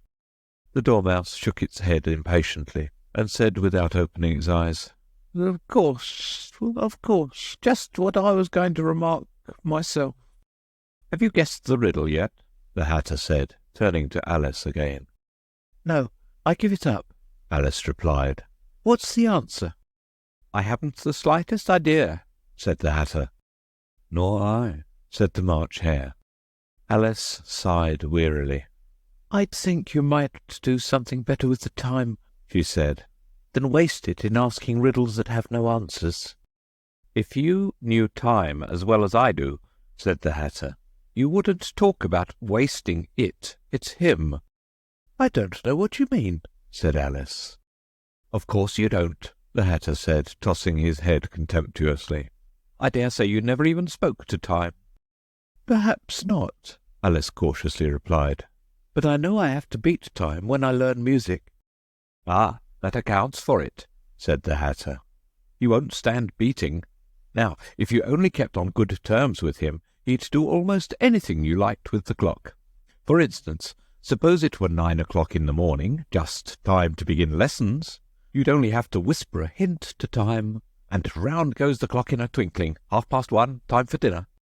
"I only wish it was," the March Hare said to itself in a whisper. "That would be grand, certainly," said Alice thoughtfully. "but then I shouldn't be hungry for it, you know." "Not at first, perhaps," said the Hatter. "But you could keep it to 1:30 as long as you liked." "Is that the way you manage?" Alice asked. The Hatter shook his head mournfully. "Not I," he replied. "We quarrelled last March, just before he went mad, you know," pointing with his teaspoon at the March Hare. "It was at the great concert given by the Queen of Hearts, and I had to sing 'Twinkle, twinkle, little bat, how I wonder what you're at.' You know the song, perhaps?" "I've heard something like it," said Alice. "It goes on, you know," the Hatter continued, "in this way. Up above the world you fly, like a tea-tray in the sky. Twinkle, twinkle." Here the Dormouse shook itself and began singing in its sleep. "Twinkle, twinkle, twinkle, twinkle," and went on so long that they had to pinch it to make it stop. "Well, I'd hardly finished the first verse," said the Hatter, "when the Queen jumped up and bawled out, 'He's murdering the time! Off with his head!'" "How dreadfully savage!" exclaimed Alice. "And ever since that," the Hatter went on in a mournful tone, "he won't do a thing I ask. It's always 6 o'clock now." A bright idea came into Alice's head. "Is that the reason so many tea things are put out here?" she asked. "Yes, that's it," said the Hatter with a sigh. "It's always tea time, and we've no time to wash the things between whiles." "Then you keep moving round, I suppose," said Alice. "Exactly so," said the Hatter, "as the things get used up." "But what happens when you come to the beginning again?" Alice ventured to ask. "Suppose we change The subject," the March Hare interrupted, yawning. "I'm getting tired of this. I vote the young lady tells us a story." "I'm afraid I don't know one," said Alice, rather alarmed at the proposal. Then the Dormouse shall, they both cried. Wake up, Dormouse. And they pinched it on both sides at once. The Dormouse slowly opened his eyes. I wasn't asleep, he said in a hoarse, feeble voice. I heard every word you fellows were saying. Tell us a story, said the March Hare. Yes, please do, pleaded Alice. And be quick about it, added the Hatter, or you'll be asleep again before it's done. Once upon a time there were 3 little sisters, the Dormouse began in a great hurry. And their names were Elsie, Lacie, and Tilly, and they lived at the bottom of a well. What did they live on? said Alice, who always took a great interest in questions of eating and drinking. They lived on treacle, said the Dormouse, after thinking a minute or two. They couldn't have done that, you know, Alice gently remarked. They'd have been ill. So they were, said the Dormouse. Very ill. Alice tried to fancy to herself what such an extraordinary way of living would be like, but it puzzled her too much, so she went on, But why did they live at the bottom of a well?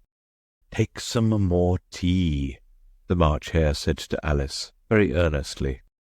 I've had nothing yet, Alice replied in an offended tone. So I can't take more. You mean you can't take less, said the Hatter. It's very easy to take more than nothing. Nobody asked your opinion, said Alice. Who's making personal remarks now? the Hatter asked triumphantly. Alice did not quite know what to say to this, so she helped herself to some tea and bread and butter, and then turned to the Dormouse and repeated her question. Why did they live at the bottom of a well?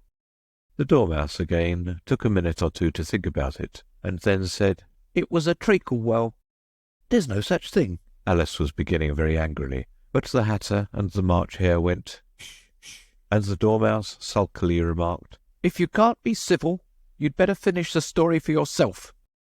No, please go on, Alice said very humbly. I won't interrupt again. I dare say there may be one.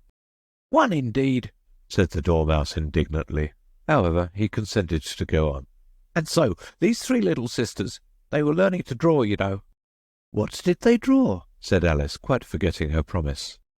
Treacle, said the Dormouse, without considering at all this time. I want a clean cup, interrupted the Hatter. Let's all move one place on. He moved on as he spoke, and the Dormouse followed him. The March Hare moved into the Dormouse's place, and Alice, rather unwillingly, took the place of the March Hare. The Hatter was the only one who got any advantage from the change, and Alice was a good deal worse off than before, as the March Hare had just upset the milk jug into his plate. Alice did not wish to offend the Dormouse again, so she began very cautiously. But I don't understand. Where did they draw the treacle from? You can draw water out of a water well, said the Hatter, so I should think you could draw treacle out of a treacle well. Eh, stupid? But they were in the well, Alice said to the Dormouse, not choosing to notice this last remark. Of course they were, said the Dormouse. Well in. This answer so confused poor Alice that she let the Dormouse go on for some time without interrupting it. They were learning to draw, the Dormouse went on, yawning and rubbing its eyes, for it was getting very sleepy. And they drew all manner of things, everything that begins with an M. Why with an M? said Alice. Why not? said the March Hare. Alice was silent. The Dormouse had closed its eyes by this time, and was going off into a doze, but on being pinched by the Hatter, it woke up again with a little shriek, and went on, That begins with an M, such as mousetraps, and the moon, and memory, and muchness. You know, you say things are much of a muchness. Did you ever see such a thing as a drawing of a muchness? Really, now you ask me, said Alice, very much confused. I don't think. Then you shouldn't talk, said the Hatter. This piece of rudeness was more than Alice could bear. She got up in great disgust and walked off. The Dormouse fell asleep instantly, and neither of the others took the least notice of her going, though she looked back once or twice, half hoping that they would call after her. The last time she saw them, they were trying to put the Dormouse into the teapot. At any rate, I'll never go there again, said Alice as she picked her way through the wood. "It's the stupidest tea party I ever was at in all my life." Just as she said this, she noticed that one of the trees had a door leading right into it. "That's very curious," she thought, "but everything's curious today. I think I may as well go in at once." And in she went. Once more she found herself in the long hall, and close to the little glass table.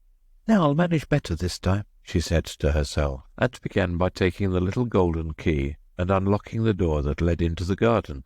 Then she went to work nibbling at the mushroom. She had kept a piece of it in her pocket till she was about a foot high.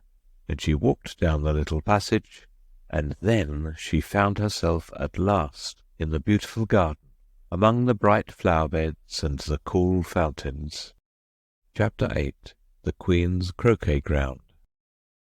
A large rose tree stood near the entrance of the garden.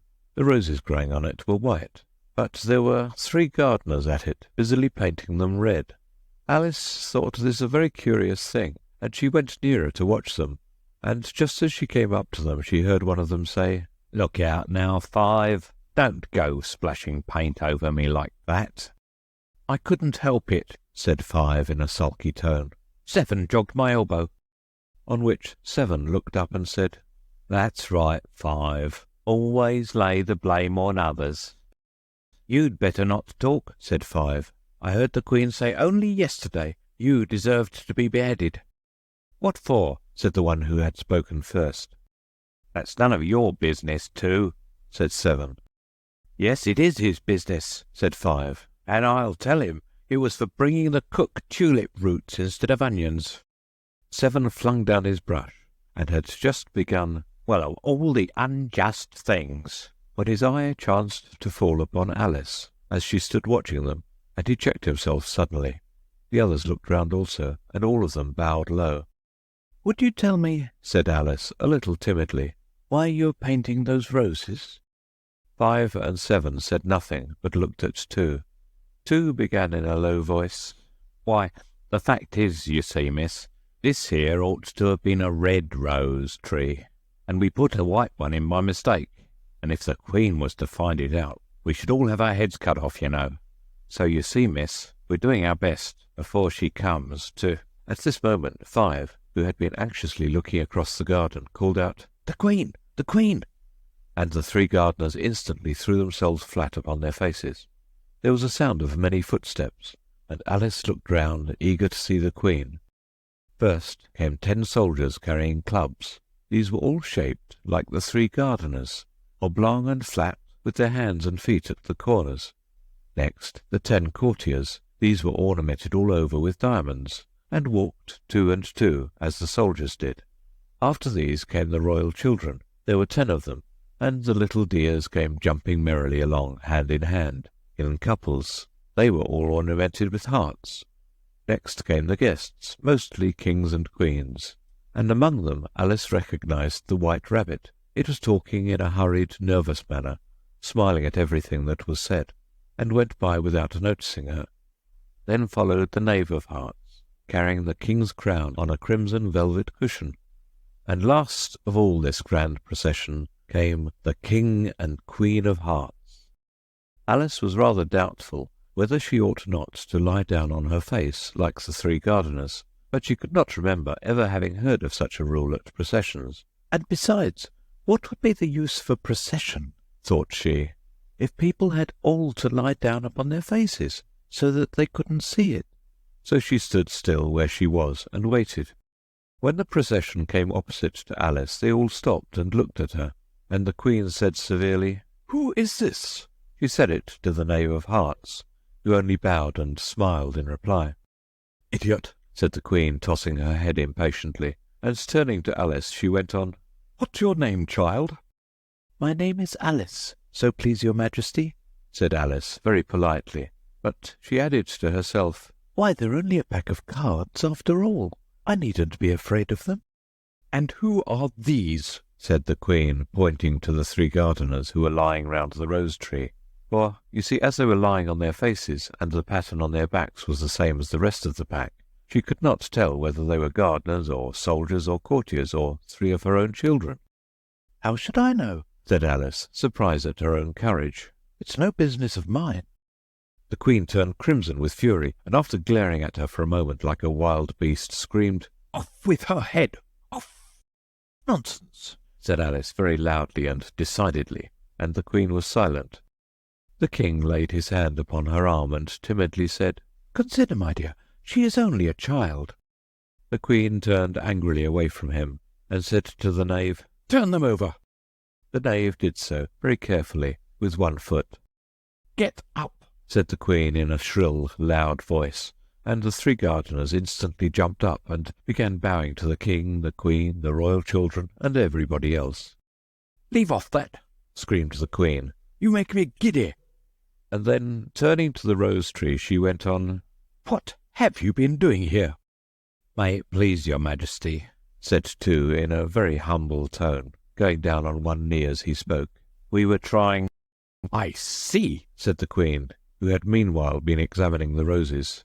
"Off with their heads." And the procession moved on, 3 of the soldiers remaining behind to execute the unfortunate gardeners, who ran to Alice for protection. "You shan't be beheaded," said Alice, and she put them into a large flower pot that stood near. The 3 soldiers wandered about for a minute or two looking for them, and then quietly marched off after the others.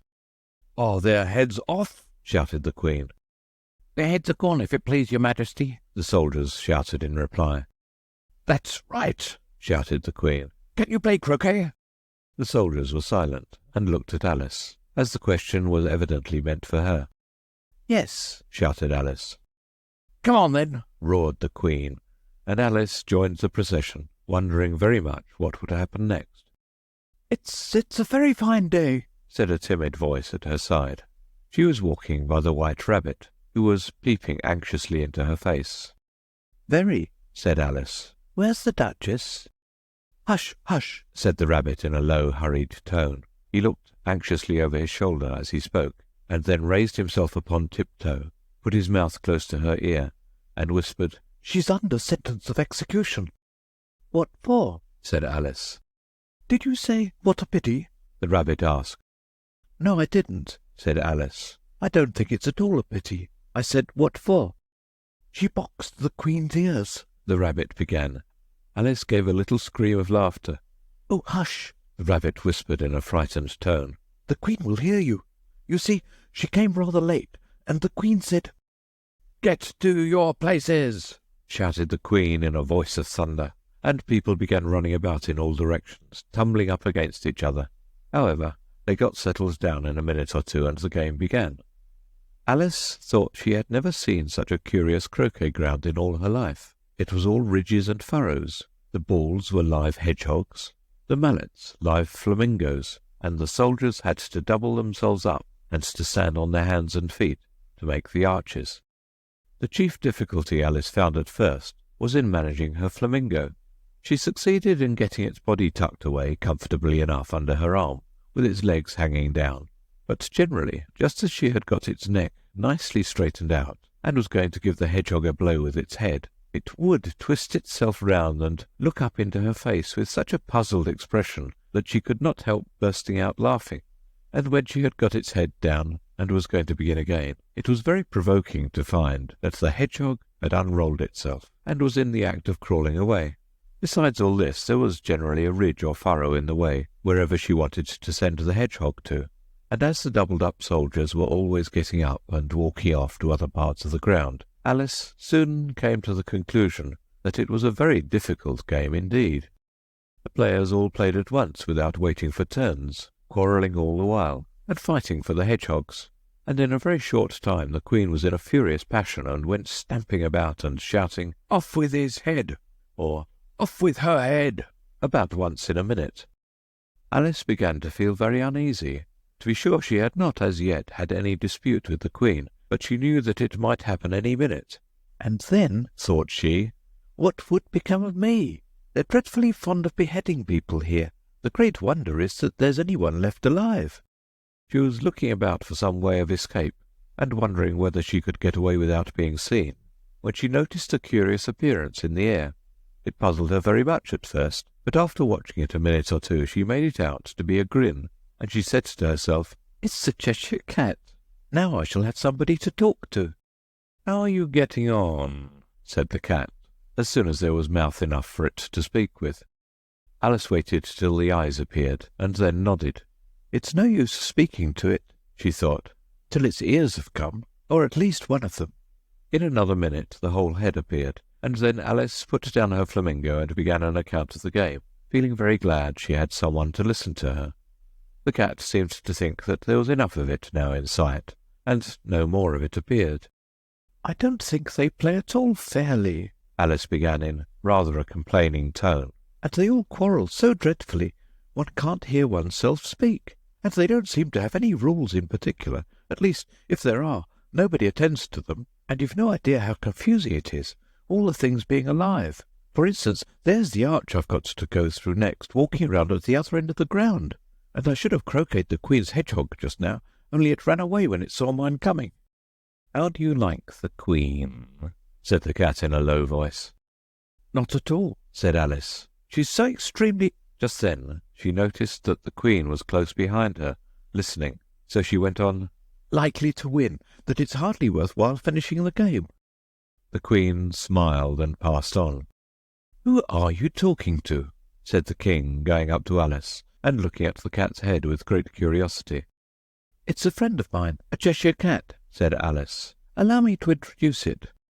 "I don't like the look of it at all," said the King. "However, it may kiss my hand if it likes." "I'd rather not," the cat remarked. "Don't be impertinent," said the King, "and don't look at me like that." He got behind Alice as he spoke. "A cat may look at a king," said Alice. "I've read that in some book, but I don't remember where." "Well, it must be removed," said the King very decidedly, and he called the Queen, who was passing at the moment. "My dear, I wish you would have this cat removed." The Queen had only one way of settling all difficulties, great or small. "Off with his head," she said, without even looking round. "I'll fetch the executioner myself," said the King eagerly, and he hurried off. Alice thought she might as well go back and see how the game was going on, as she heard the Queen's voice in the distance, screaming with passion. She had already heard her sentence 3 of the players to be executed for having missed their turns, and she did not like the look of things at all, as the game was in such confusion that she never knew whether it was her turn or not, so she went in search of her hedgehog. The hedgehog was engaged in a fight with another hedgehog, which seemed to Alice an excellent opportunity for croqueting one of them with the other. The only difficulty was that her flamingo was gone across to the other side of the garden, where Alice could see it trying in a helpless sort of way to fly up into a tree. By the time she had caught the flamingo and brought it back, the fight was over, and both the hedgehogs were out of sight. "But it doesn't matter much," thought Alice, "as all the archers are gone from this side of the ground." So she tucked it away under her arm, that it might not escape again, and went back for a little more conversation with her friend. When she got back to the Cheshire Cat, she was surprised to find quite a large crowd collected round it. There was a dispute going on between the executioner, the King, and the Queen, who were all talking at once, while all the rest were quite silent, and looked very uncomfortable. The moment Alice appeared, she was appealed to by all 3 to settle the question, and they repeated their arguments to her, though, as they all spoke at once, she found it very hard indeed to make out exactly what they said. The executioner's argument was that you couldn't cut off a head unless there was a body to cut it off from, that he had never had to do such a thing before, and he wasn't going to begin at his time of life. The King's argument was that anything that had a head could be beheaded, and that you weren't to talk nonsense. The Queen's argument was that if something wasn't done about it in less than no time, she'd have everybody executed all round. It was this last remark that had made the whole party look so grave and anxious. Alice could think of nothing else to say but, "It belongs to the Duchess. You'd better ask her about it." "She's in prison," the Queen said to the executioner. "Fetch her here." And the executioner went off like an arrow. The cat's head began fading away the moment he was gone, and by the time he had come back with the Duchess, it had entirely disappeared. So the King and the executioner ran wildly up and down looking for it, while the rest of the party went back to the game. Chapter 9. The Mock Turtle's Story. "You can't think how glad I am to see you again, you dear old thing," said the Duchess, as she tucked her arm affectionately into Alice's, and they walked off together. Alice was very glad to find her in such a pleasant temper, and thought to herself that perhaps it was only the pepper that had made her so savage when they met in the kitchen. "When I'm a duchess," she said to herself, not in a very hopeful tone, though, "I won't have any pepper in my kitchen at all. Soup does very well without. Maybe it's always pepper that makes people hot-tempered," she went on, very much pleased at having found out a new kind of rule. "and vinegar that makes them sour, and chamomile that makes them bitter, and barley sugar and such things that make children sweet-tempered. I only wish people knew that. Then they wouldn't be so stingy about it, you know." She had quite forgotten the Duchess by this time, and was a little startled when she heard her voice close to her ear. "You're thinking about something, my dear, and that makes you forget to talk. I can't tell you just now what the moral of that is, but I shall remember it in a bit." "Perhaps it hasn't one," Alice ventured to remark. "Child," said the Duchess, "everything's got a moral if only you can find it." And she squeezed herself up closer to Alice's side as she spoke. Alice did not much like keeping so close to her. First, because the Duchess was very ugly, and secondly, because she was exactly the right height to rest her chin upon Alice's shoulder, and it was an uncomfortably sharp chin. However, she did not like to be rude, so she bore it as well as she could. "The game's going on rather better now," she said, by way of keeping up the conversation a little. "'Tis so," said the Duchess, "and the moral of that is, 'tis love that makes the world go round." "Somebody said," Alice whispered, "that it's done by everybody minding their own business." "Ah, well, it means much the same thing," said the Duchess, digging her sharp little chin into Alice's shoulder as she added, "and the moral of that is, take care of the sense, and the sounds will take care of themselves." "How fond she is of finding morals in things," Alice thought to herself. "I dare say you're wondering why I don't put my arm round your waist," the Duchess said after a pause. "The reason is that I'm doubtful about the temper of your flamingo. Shall I try the experiment?" "He might bite," Alice cautiously replied, not feeling at all anxious to have the experiment tried. "Very true," said the Duchess. "Flamingos and mustard both bite, and the moral of that is, birds of a feather flock together." "Only mustard isn't a bird," Alice remarked. "Right as usual," said the Duchess. "What a clear way you have of putting things." "It's a mineral, I think," said Alice. "Of course it is," said the Duchess, who seemed ready to agree to everything that Alice said. "There's a large mustard mine near here, and the moral of that is, the more there is of mine, the less there is of yours." "Oh, I know," exclaimed Alice, who had not attended to this last remark. "It's a vegetable. It doesn't look like one, but it is." "I quite agree with you," said the Duchess, "and the moral of that is, be what you would seem to be. Or, if you'd like to put it more simply, never imagine yourself not to be otherwise than what it might appear to others that what you were or might have been was not otherwise than what you had been would have appeared to them to be otherwise." "I think I should understand that better," Alice said very politely, "if I had it written down, but I can't quite follow it as you say it." "That's nothing to what I could say if I chose," the Duchess replied in a pleased tone. "Pray don't trouble yourself to say it any longer than that," said Alice. "Oh, don't bother about trouble," said the Duchess. "I make you a present of everything I've said as yet." "A cheap sort of present," thought Alice. "I'm glad they don't give birthday presents like that." But she did not venture to say it out loud. "Thinking again?" the Duchess asked, with another dig of her sharp little chin. "I've a right to think," said Alice sharply, for she was beginning to feel a little worried. "Just about as much right," said the Duchess, "as pigs have to fly, and the—" But here, to Alice's great surprise, the Duchess's voice died away, even in the middle of her favourite word, moral, and the arm that was linked into hers began to tremble. Alice looked up, and there stood the Queen in front of them, with her arms folded, frowning like a thunderstorm. "A fine day, your Majesty," the Duchess began in a low, weak voice. Now, I give you fair warning, shouted the Queen, stamping on the ground as she spoke. Either you or your head must be off, and that in about half no time. Take your choice. The Duchess took her choice and was gone in a moment.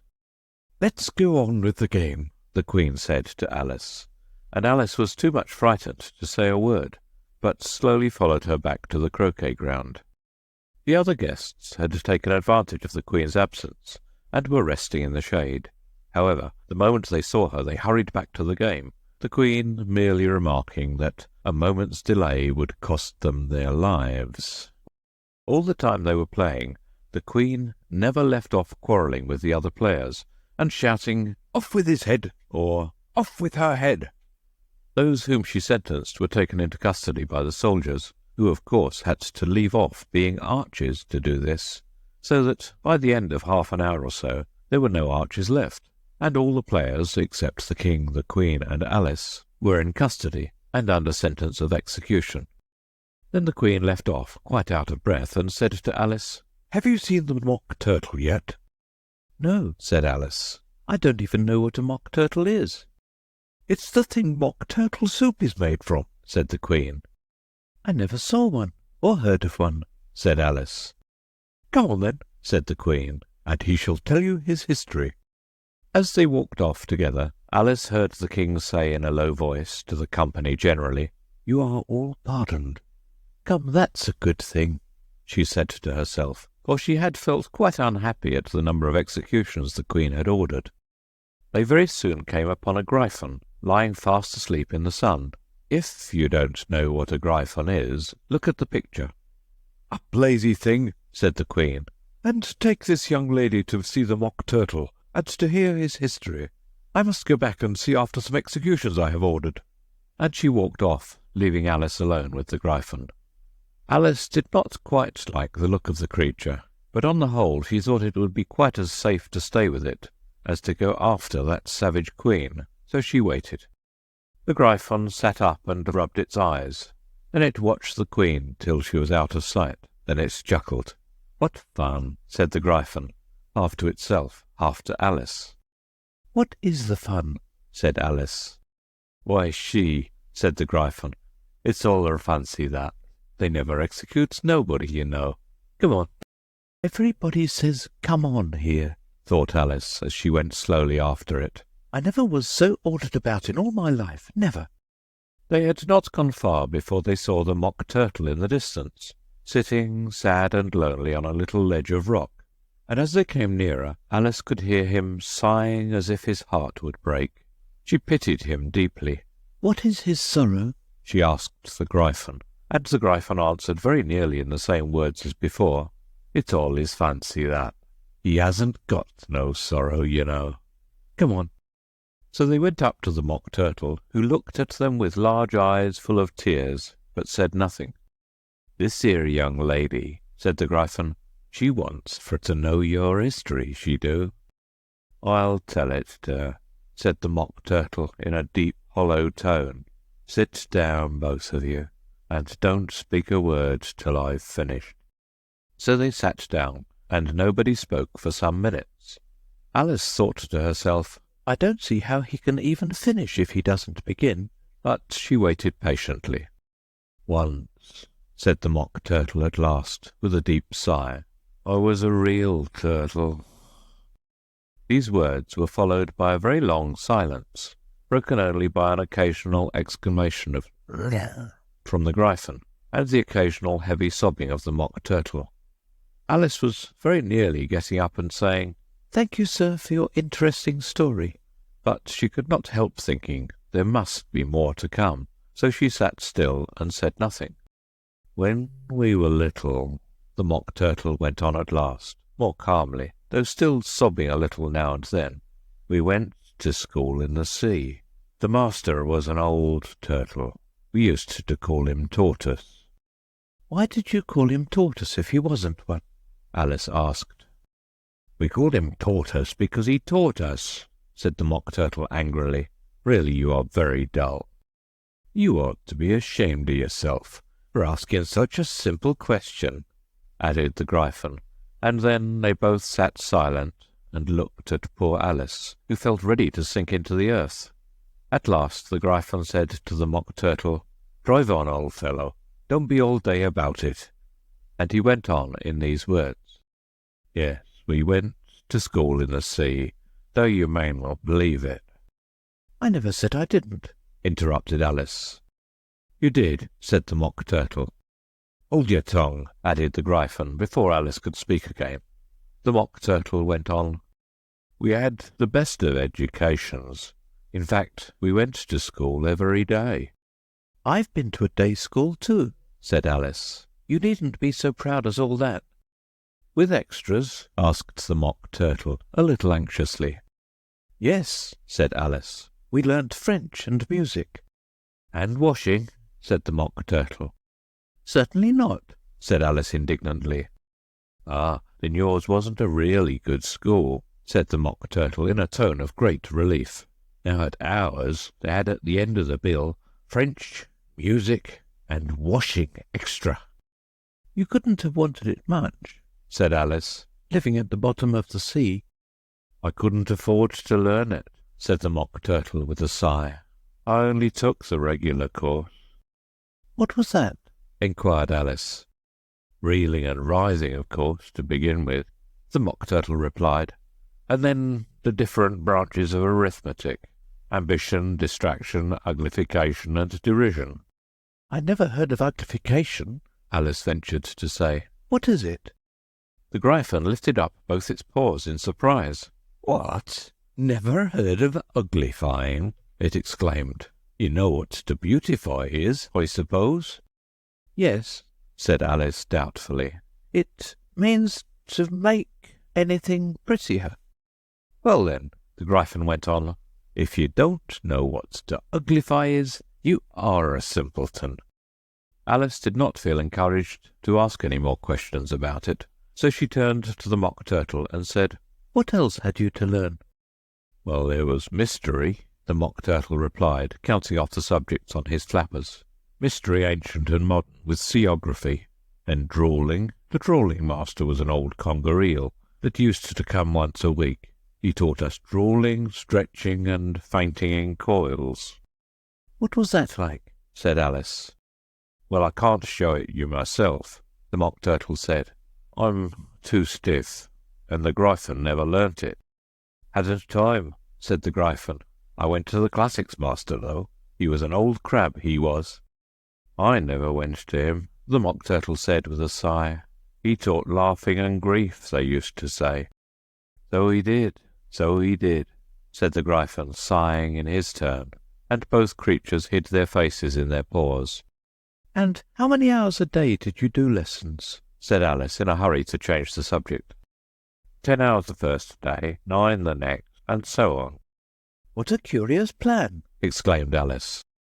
"That's the reason they're called lessons," the Gryphon remarked, "because they lesson from day to day." This was quite a new idea to Alice, and she thought it over a little before she made her next remark. "Then the 11th day must have been a holiday." "Of course it was," said the Mock Turtle. "And how did you manage on the 12th?" Alice went on eagerly. "That's enough about lessons," the Gryphon interrupted in a very decided tone. "Tell her something about the games now." Chapter 10. The Lobster Quadrille. The Mock Turtle sighed deeply and drew the back of one flapper across his eyes. He looked at Alice and tried to speak, but for a minute or two sobs choked his voice. "Same as if he had a bone in his throat," said the Gryphon, and it set to work shaking him and punching him in the back. At last the Mock Turtle recovered his voice, and with tears running down his cheeks he went on again. "You may not have lived much under the sea." "I haven't," said Alice. "And perhaps you were never even introduced to a lobster." Alice began to say, "I once tasted," but checked herself hastily and said, "No, never." "So you can have no idea what a delightful thing a lobster quadrille is." "No, indeed," said Alice. "What sort of a dance is it?" "Why," said the Gryphon, "you first form into line along the seashore." "2 lines," cried the Mock Turtle. "Seals, turtles, salmon, and so on." Then, when you've cleared all the jellyfish out of the way—" "That generally takes some time," interrupted the Gryphon. "You advance twice—" "Each with a lobster as a partner," cried the Gryphon.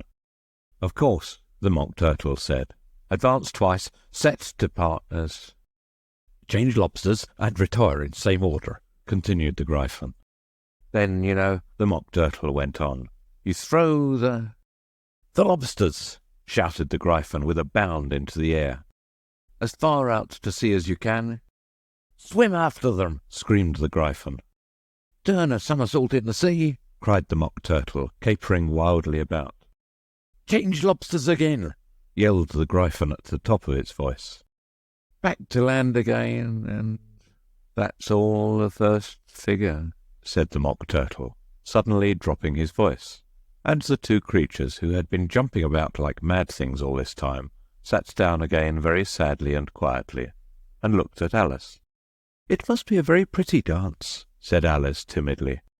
"Would you like to see a little of it?" said the Mock Turtle. "Very much indeed," said Alice. "Come, let's try the first figure," said the Mock Turtle to the Gryphon. "We can do without lobsters, you know. Which shall sing?" "Oh, you sing. I forgot." So they began solemnly dancing round and round Alice, every now and then treading on her toes when they passed too close, and waving their forepaws to mark the time, while the Mock Turtle sang this very slowly and sadly. "Will you walk a little faster?" said a whiting to a snail. "There's a porpoise close behind us, and he's treading on my tail. See how eagerly the lobsters and the turtles all advance. They are waiting on the shingle. Will you come and join the dance? Will you, won't you, will you, won't you, will you join the dance? Will you, won't you, will you, won't you join the dance? You can really have no notion how delightful it will be when they take us up and throw us with the lobsters out to sea." But the snail replied, too far, and gave a look askance. Said he thanked the whiting kindly, but he would not join the dance. Would not, could not, would not, could not join the dance. Would not, could not, would not, could not join the dance. "What matters it how far we go?" his scaly friend replied. "There is another shore, you know, upon the other side. The further off from England, the nearer is to France. Then turn not pale, beloved snail, but come and join the dance. Will you, won't you, will you, won't you, will you join the dance? Oh, will you, won't you, will you, won't you join the dance?" "Thank you. It's a very interesting dance to watch," said Alice, feeling very glad that it was over at last. "And I do so like that curious song about the whiting." "Oh, as to the whiting," said the Mock Turtle, "you've seen them, of course." "Yes," said Alice. "I've often seen them at Din—" She checked herself hastily. "I don't know where Din may be," said the Mock Turtle, "but if you've seen them so often, of course you know what they're like." "I believe so," Alice replied thoughtfully. "They have their tails in their mouths, and they're all over crumbs." "You're wrong about the crumbs," said the Mock Turtle. "Crumbs would all wash off in the sea. But they have their tails in their mouths, and the reason is—" Here the Mock Turtle yawned and shut his eyes. "Tell her about the reason and all that," he said to the Gryphon. "The reason is," said the Gryphon, "that they would go with the lobsters to the dance. So they got thrown out to sea. So they had to fall a long way. So they got their tails fast in their mouths, so they couldn't get them out again. That's all." "Thank you," said Alice. "It's very interesting. I never knew so much about a whiting before." "I can tell you more than that if you like," said the Gryphon. "Do you know why it's called a whiting?" "I never thought about it," said Alice. "Why?" "It does the boots and shoes," the Gryphon replied very solemnly. Alice was thoroughly puzzled. Does the boots and shoes? She repeated in a wondering tone. Why, what are your shoes done with? Said the Gryphon. I mean, what makes them so shiny? Alice looked down at them and considered a little before she gave her answer. They're done with blacking, I believe. Boots and shoes under the sea, the Gryphon went on in a deep voice, are done with a whiting. Now you know. And what are they made of? Alice asked in a tone of great curiosity. Soles and eels, of course, the Gryphon replied rather impatiently. Any shrimp could have told you that. If I'd been the whiting, said Alice, whose thoughts were still running on the song, I'd have said to the porpoise, keep back, please, we don't want you with us. They were obliged to have him with them, the Mock Turtle said. No wise fish would go anywhere without a porpoise. Wouldn't it really? Said Alice in a tone of great surprise. Of course not, said the Mock Turtle. Why, if a fish came to me and told me he was going a journey, I should say, with what porpoise? Don't you mean purpose? Said Alice. I mean what I say, the Mock Turtle replied in an offended tone, and the Gryphon added, Come, let's hear some of your adventures. I could tell you my adventures, beginning from this morning, said Alice a little timidly, but it's no use going back to yesterday, because I was a different person then. Explain all that, said the Mock Turtle. No, the adventures first, said the Gryphon in an impatient tone. Explanations take such a dreadful time. So Alice began telling them her adventures, from the time when she first saw the White Rabbit. She was a little nervous about it just at first. The two creatures got so close to her, one on each side, and opened their eyes and mouths so very wide. But she gained courage as she went on. Her listeners were perfectly quiet till she got to the part about her repeating, You are old, Father William, to the caterpillar, and the words all coming different.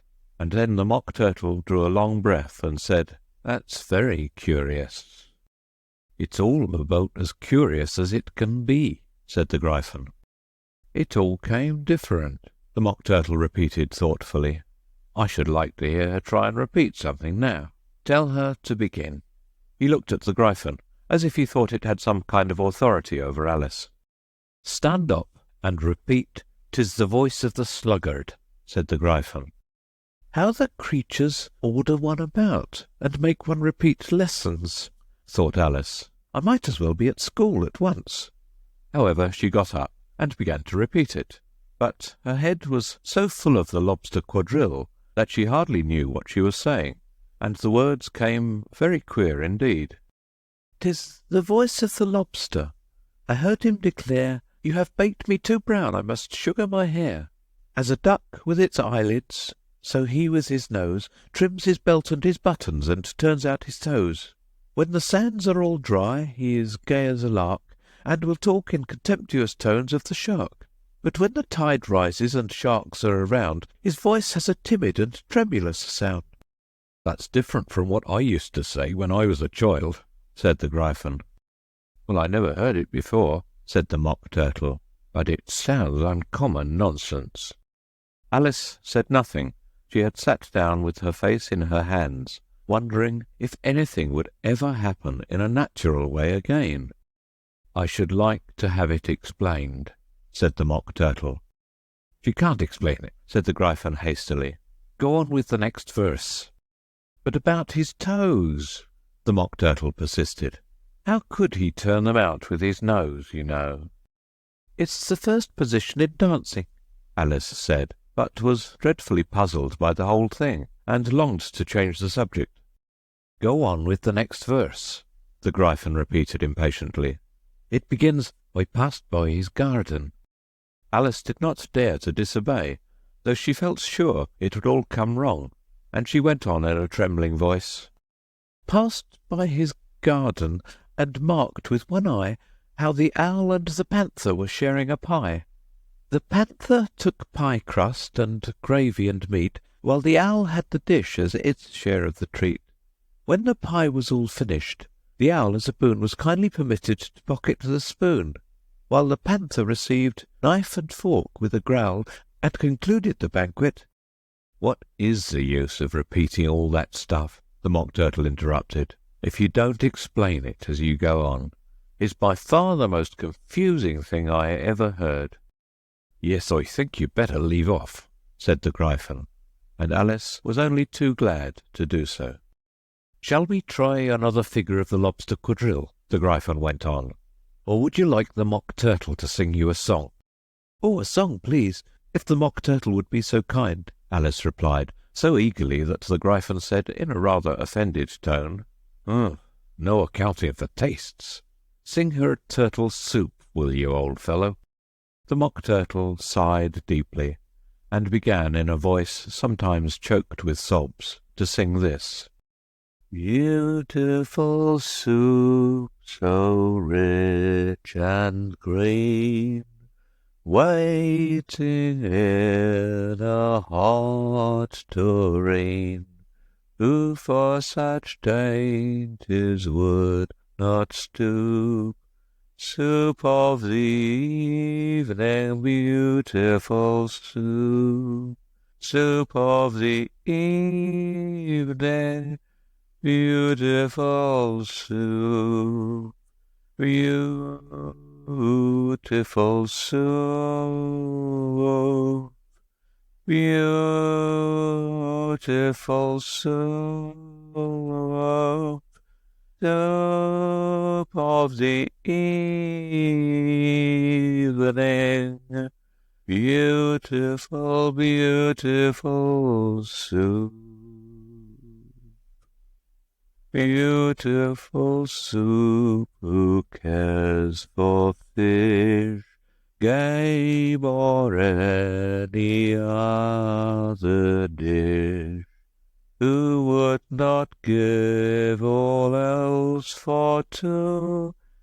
Pennyworth only of beautiful soup. Pennyworth only of beautiful soup. Beautiful soup. Beautiful soup. Soup of the evening, beautiful, beautiful soup. "Chorus again!" cried the Gryphon, and the Mock Turtle had just begun to repeat it when a cry of "The trial's beginning!" was heard in the distance. "Come on!" cried the Gryphon, and, taking Alice by the hand, it hurried off, without waiting for the end of the song. "What trial is it?" Alice panted as she ran, but the Gryphon only answered, "Come on!" and ran the faster, while more and more faintly came, carried on the breeze that followed them, the melancholy words, "Soup of the evening, beautiful, beautiful soup." Chapter 11. Who Stole the Tarts? The King and Queen of Hearts were seated on their throne when they arrived, with a great crowd assembled about them, all sorts of little birds and beasts, as well as the whole pack of cards. The knave was standing before them in chains, with a soldier on each side to guard him, and near the king was the White Rabbit, with a trumpet in one hand and a scroll of parchment in the other. In the very middle of the court was a table, with a large dish of tarts upon it. They looked so good that it made Alice quite hungry to look at them. "I wish they'd get the trial done," she thought, "and hand round the refreshments." But there seemed to be no chance of this, so she began looking at everything about her to pass away the time. Alice had never been in a court of justice before, but she had read about them in books, and she was quite pleased to find that she knew the name of nearly everything there. "That's the judge," she said to herself, "because of his great wig." The judge, by the way, was the king, and as he wore his crown over the wig, look at the frontispiece if you want to see how he did it, he did not look at all comfortable, and it was certainly not becoming. "And that's the jury box," thought Alice, "and Those 12 creatures? She was obliged to say creatures, you see, because some of them were animals and some were birds. I suppose they are the jurors. She said this last word 2 or 3 times over to herself, being rather proud of it, for she thought, and rightly too, that very few little girls of her age knew the meaning of it at all. However, jurymen would have done just as well. The 12 jurors were all writing very busily on slates. What are they doing? Alice whispered to the Gryphon. They can't have anything to put down yet, before the trial's begun. They're putting down their names, the Gryphon whispered in reply, for fear they should forget them before the end of the trial. Stupid things, Alice began in a loud, indignant voice, but she stopped hastily, for the White Rabbit cried out, Silence in the court! And the king put on his spectacles and looked anxiously round to make out who was talking. Alice could see, as well as if she were looking over their shoulders, that all the jurors were writing down stupid things on their slates, and she could even make out that one of them didn't know how to spell stupid, and that he had to ask his neighbour to tell him. A nice muddle their slates will be in before the trial's over, thought Alice. One of the jurors had a pencil that squeaked. This, of course, Alice could not stand, and she went round the court and got behind him, and very soon found an opportunity of taking it away. She did it so quickly that the poor little juror, it was Bill the lizard, could not make out at all what had become of it. So, after hunting all about for it, he was obliged to write with one finger for the rest of the day, and this was of very little use, as it left no mark on the slate. "Herald, read the accusation," said the king. On this the White Rabbit blew 3 blasts on the trumpet, and then unrolled the parchment scroll and read as follows. The Queen of Hearts, she made some tarts, all on a summer day. The Knave of Hearts, he stole those tarts, and took them quite away. "Consider your verdict," the king said to the jury. Not yet, the rabbit hastily interrupted. There's a great deal to come before that. "Call the first witness," said the king, and the White Rabbit blew 3 blasts on the trumpet and called out, First witness. The first witness was the Hatter. He came in with a teacup in one hand and a piece of bread and butter in the other. "I beg pardon, your Majesty," he began, "for bringing these in, but I hadn't quite finished my tea when I was sent for." "You ought to have finished," said the king. "When did you begin?" The Hatter looked at the March Hare, who had followed him into the court, arm in arm with the Dormouse. 14th of March, I think it was, he said. 15th, said the March Hare. 16th, added the Dormouse. Write that down, the king said to the jury, and the jury eagerly wrote down all 3 dates on their slates, and then added them up and reduced the answer to shillings and pence. Take off your hat, the king said to the Hatter. It isn't mine, said the Hatter. Stolen, the king exclaimed, turning to the jury, who instantly made a memorandum of the fact. I keep them to sell, the Hatter added as an explanation. I've none of my own. I'm a Hatter. Here the Queen put on her spectacles and began staring at the Hatter, who turned pale and fidgeted. Give your evidence, said the king, and don't be nervous, or I'll have you executed on the spot. This did not seem to encourage the witness at all. He kept shifting from one foot to the other, looking uneasily at the Queen, and in his confusion he bit a large piece out of his teacup instead of the bread and butter. Just at this moment Alice felt a very curious sensation, which puzzled her a good deal, until she made out what it was. She was beginning to grow larger again, and she thought at first she would get up and leave the court, but on second thoughts she decided to remain where she was, as long as there was room for her. I wish you wouldn't squeeze so, said the Dormouse, who was sitting next to her. I can hardly breathe. I can't help it, said Alice very meekly. I'm growing. You've no right to grow here, said the Dormouse. Don't talk nonsense, said Alice more boldly. You know you're growing too. Yes, but I grow at a reasonable pace, said the Dormouse. Not in that ridiculous fashion.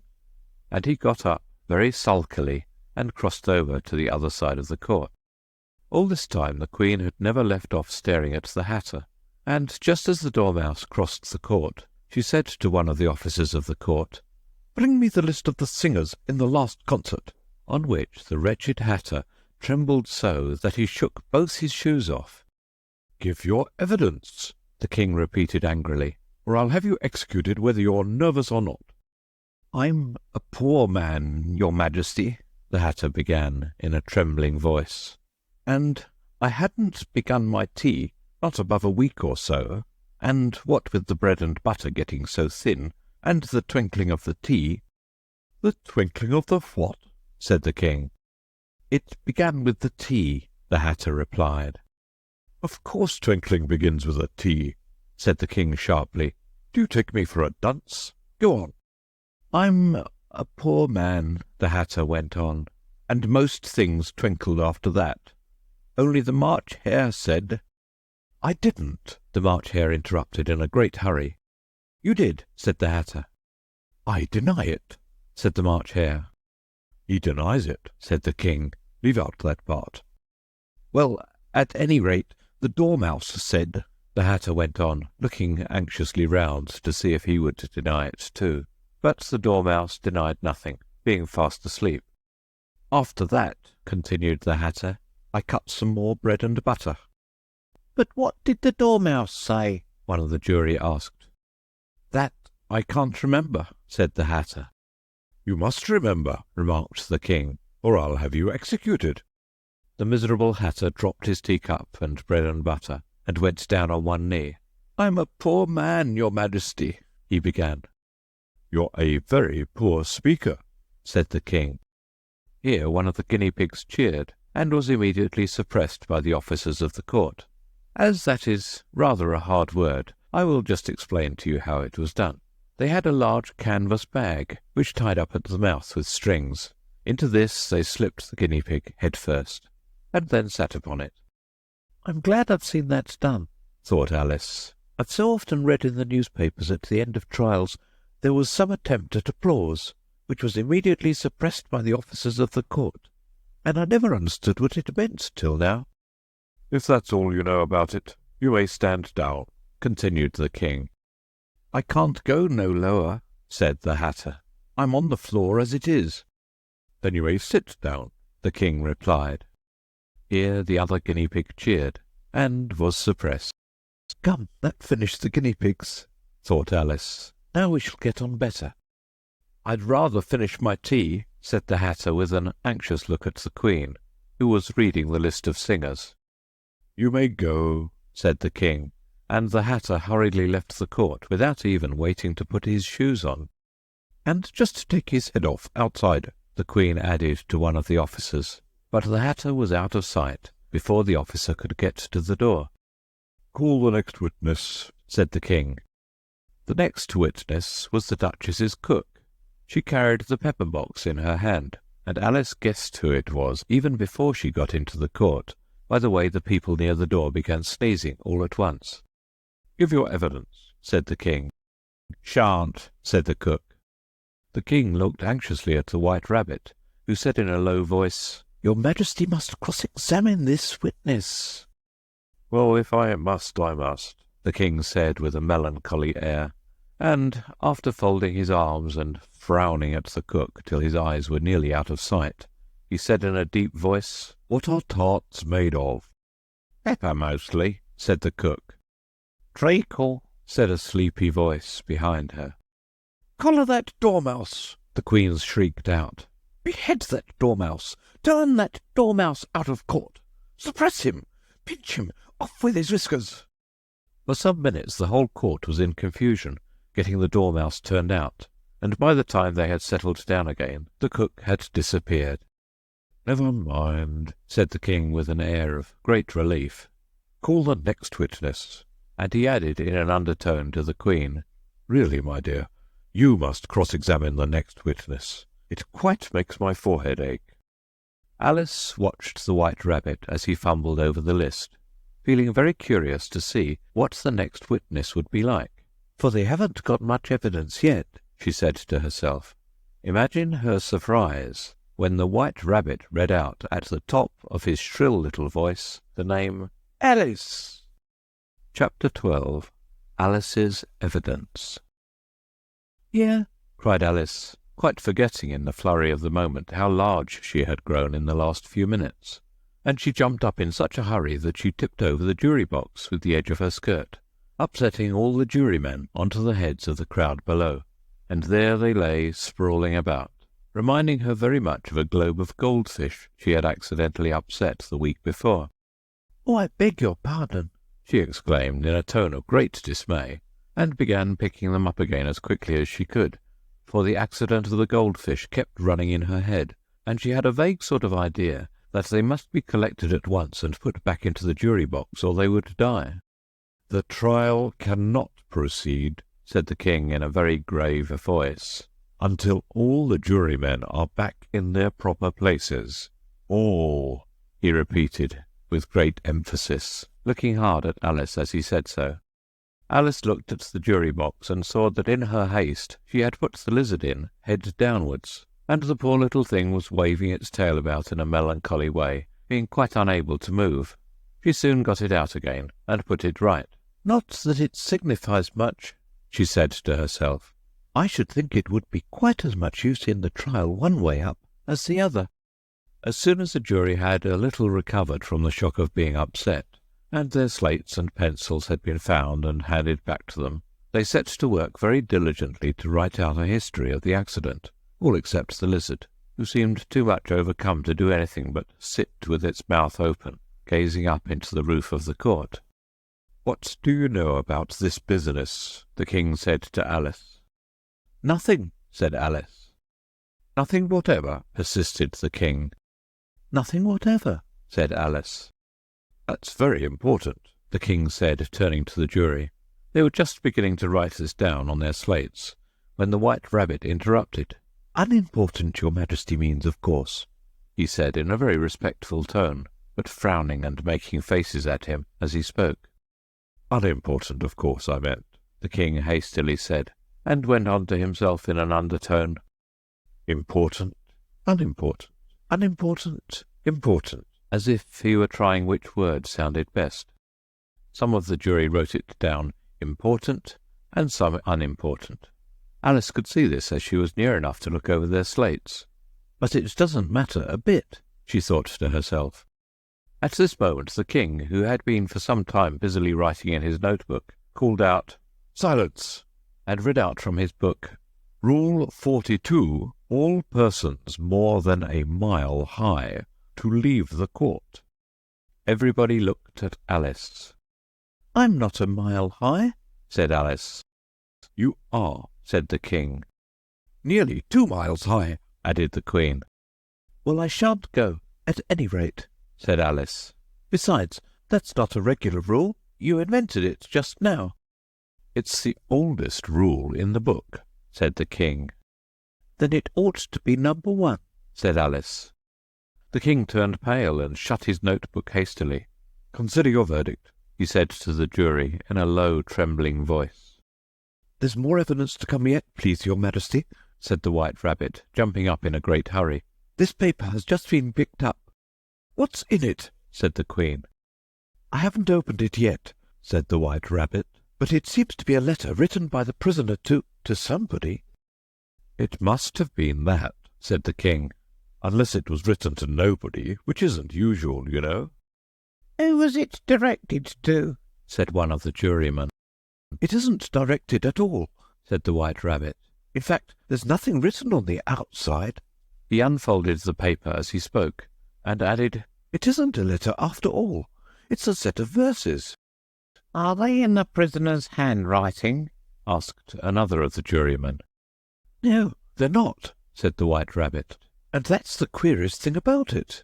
The jury all looked puzzled. "You must have imitated somebody else's hand," said the King. The jury all brightened up again. "Please, your Majesty," said the knave, "I didn't write it, and I can't prove I did. There's no name signed at the end." "If you didn't sign it," said the King, "that only makes the matter worse. You must have meant some mischief, or else you'd have signed your name like an honest man." There was a general clapping of hands at this. It was the first really clever thing the king had said that day. "That proves his guilt," said the Queen. "It proves nothing of the sort," said Alice. "Why, you don't even know what they're about." "Read them," said the king. The White Rabbit put on his spectacles. "Where shall I begin, please, your Majesty?" he asked. "Begin at the beginning," the king said gravely, "and go on till you come to the end, then stop." These were the verses the White Rabbit read. "They told me you had been to her, and mentioned me to him. She gave me a good character, but said I could not swim. He sent them word I had not gone. We know it to be true. If she should push the matter on, what would become of you? I gave her 1, they gave him 2, you gave us 3 or more. They all returned from him to you, though they were mine before. If I or she should chance to be involved in this affair, he trusts to you to set them free, exactly as we were. My notion was that you had been, before she had this fit, an obstacle that came between him and ourselves and it. Don't let him know she liked them best, for this must ever be the secret kept from all the rest, between yourself and me." "That's the most important piece of evidence we've heard yet," said the king, rubbing his hands. "So, now let the jury—" "If any one of them can explain it," said Alice. She had grown so large in the last few minutes that she wasn't a bit afraid of interrupting him. "I'll give him 6pence. I don't believe there's an atom of meaning in it." The jury all wrote down on their slates, "She doesn't believe there's an atom of meaning in it," but none of them attempted to explain the paper. "If there's no meaning in it," said the king, "that saves a world of trouble, you know, as we needn't try to find any. And yet, I don't know," he went on, spreading out the verses on his knee and looking at them with one eye. "I seem to see some meaning in them after all. Said I could not swim. You can't swim, can you?" he added, turning to the knave. The knave shook his head sadly. "Do I look like it?" he said, which he certainly did not, being made entirely of cardboard. "All right so far," said the king, and he went on muttering over the verses to himself. "We know it to be true. That's the jury, of course. I gave her 1, they gave him 2. Why, that must be what he did with the tarts, you know." "But it goes on, they all returned from him to you," said Alice. "Why, there they are," said the king triumphantly, pointing to the tarts on the table. "Nothing can be clearer than that. Then, again, before she had this fit. You never had fits, my dear, I think?" he said to the Queen. "Never," said the Queen furiously, throwing an inkstand at the lizard as she spoke. The unfortunate little Bill had left off writing on his slate with one finger, as he found it made no mark, but he now hastily began again, using the ink that was trickling down his face, as long as it lasted. "Then the words don't fit you," said the king, looking round the court with a smile. There was a dead silence. "It's a pun," the king added in an offended tone, and everybody laughed. "Let the jury consider their verdict," the king said, for about the 20th time that day. "No, no," said the Queen. "Sentence first, verdict afterwards." "Stuff and nonsense," said Alice loudly. "The idea of having the sentence first." "Hold your tongue," said the Queen, turning purple. "I won't," said Alice. "Off with her head," the Queen shouted at the top of her voice. Nobody moved. "Who cares for you?" said Alice. She had grown to her full size by this time. "You're nothing but a pack of cards." At this, the whole pack rose up into the air and came flying down upon her. She gave a little scream, half of fright and half of anger, and tried to beat them off, and found herself lying on the bank, with her head in the lap of her sister, who was gently brushing away some dead leaves that had fluttered down from the trees upon her face. "Wake up, Alice, dear," said her sister. "Why, what a long sleep you've had." "Oh, I've had such a curious dream," said Alice, and she told her sister, as well as she could remember them, all these strange adventures of hers that you have just been reading about. And when she had finished, her sister kissed her and said, "It was a curious dream, dear, certainly. But now run into your tea. It's getting late." So Alice got up and ran off, thinking while she ran, as well she might, what a wonderful dream it had been. But her sister sat still just as she left her, leaning her head on her hand, watching the setting sun, and thinking of little Alice and all her wonderful adventures, till she too began dreaming after a fashion, and this was her dream.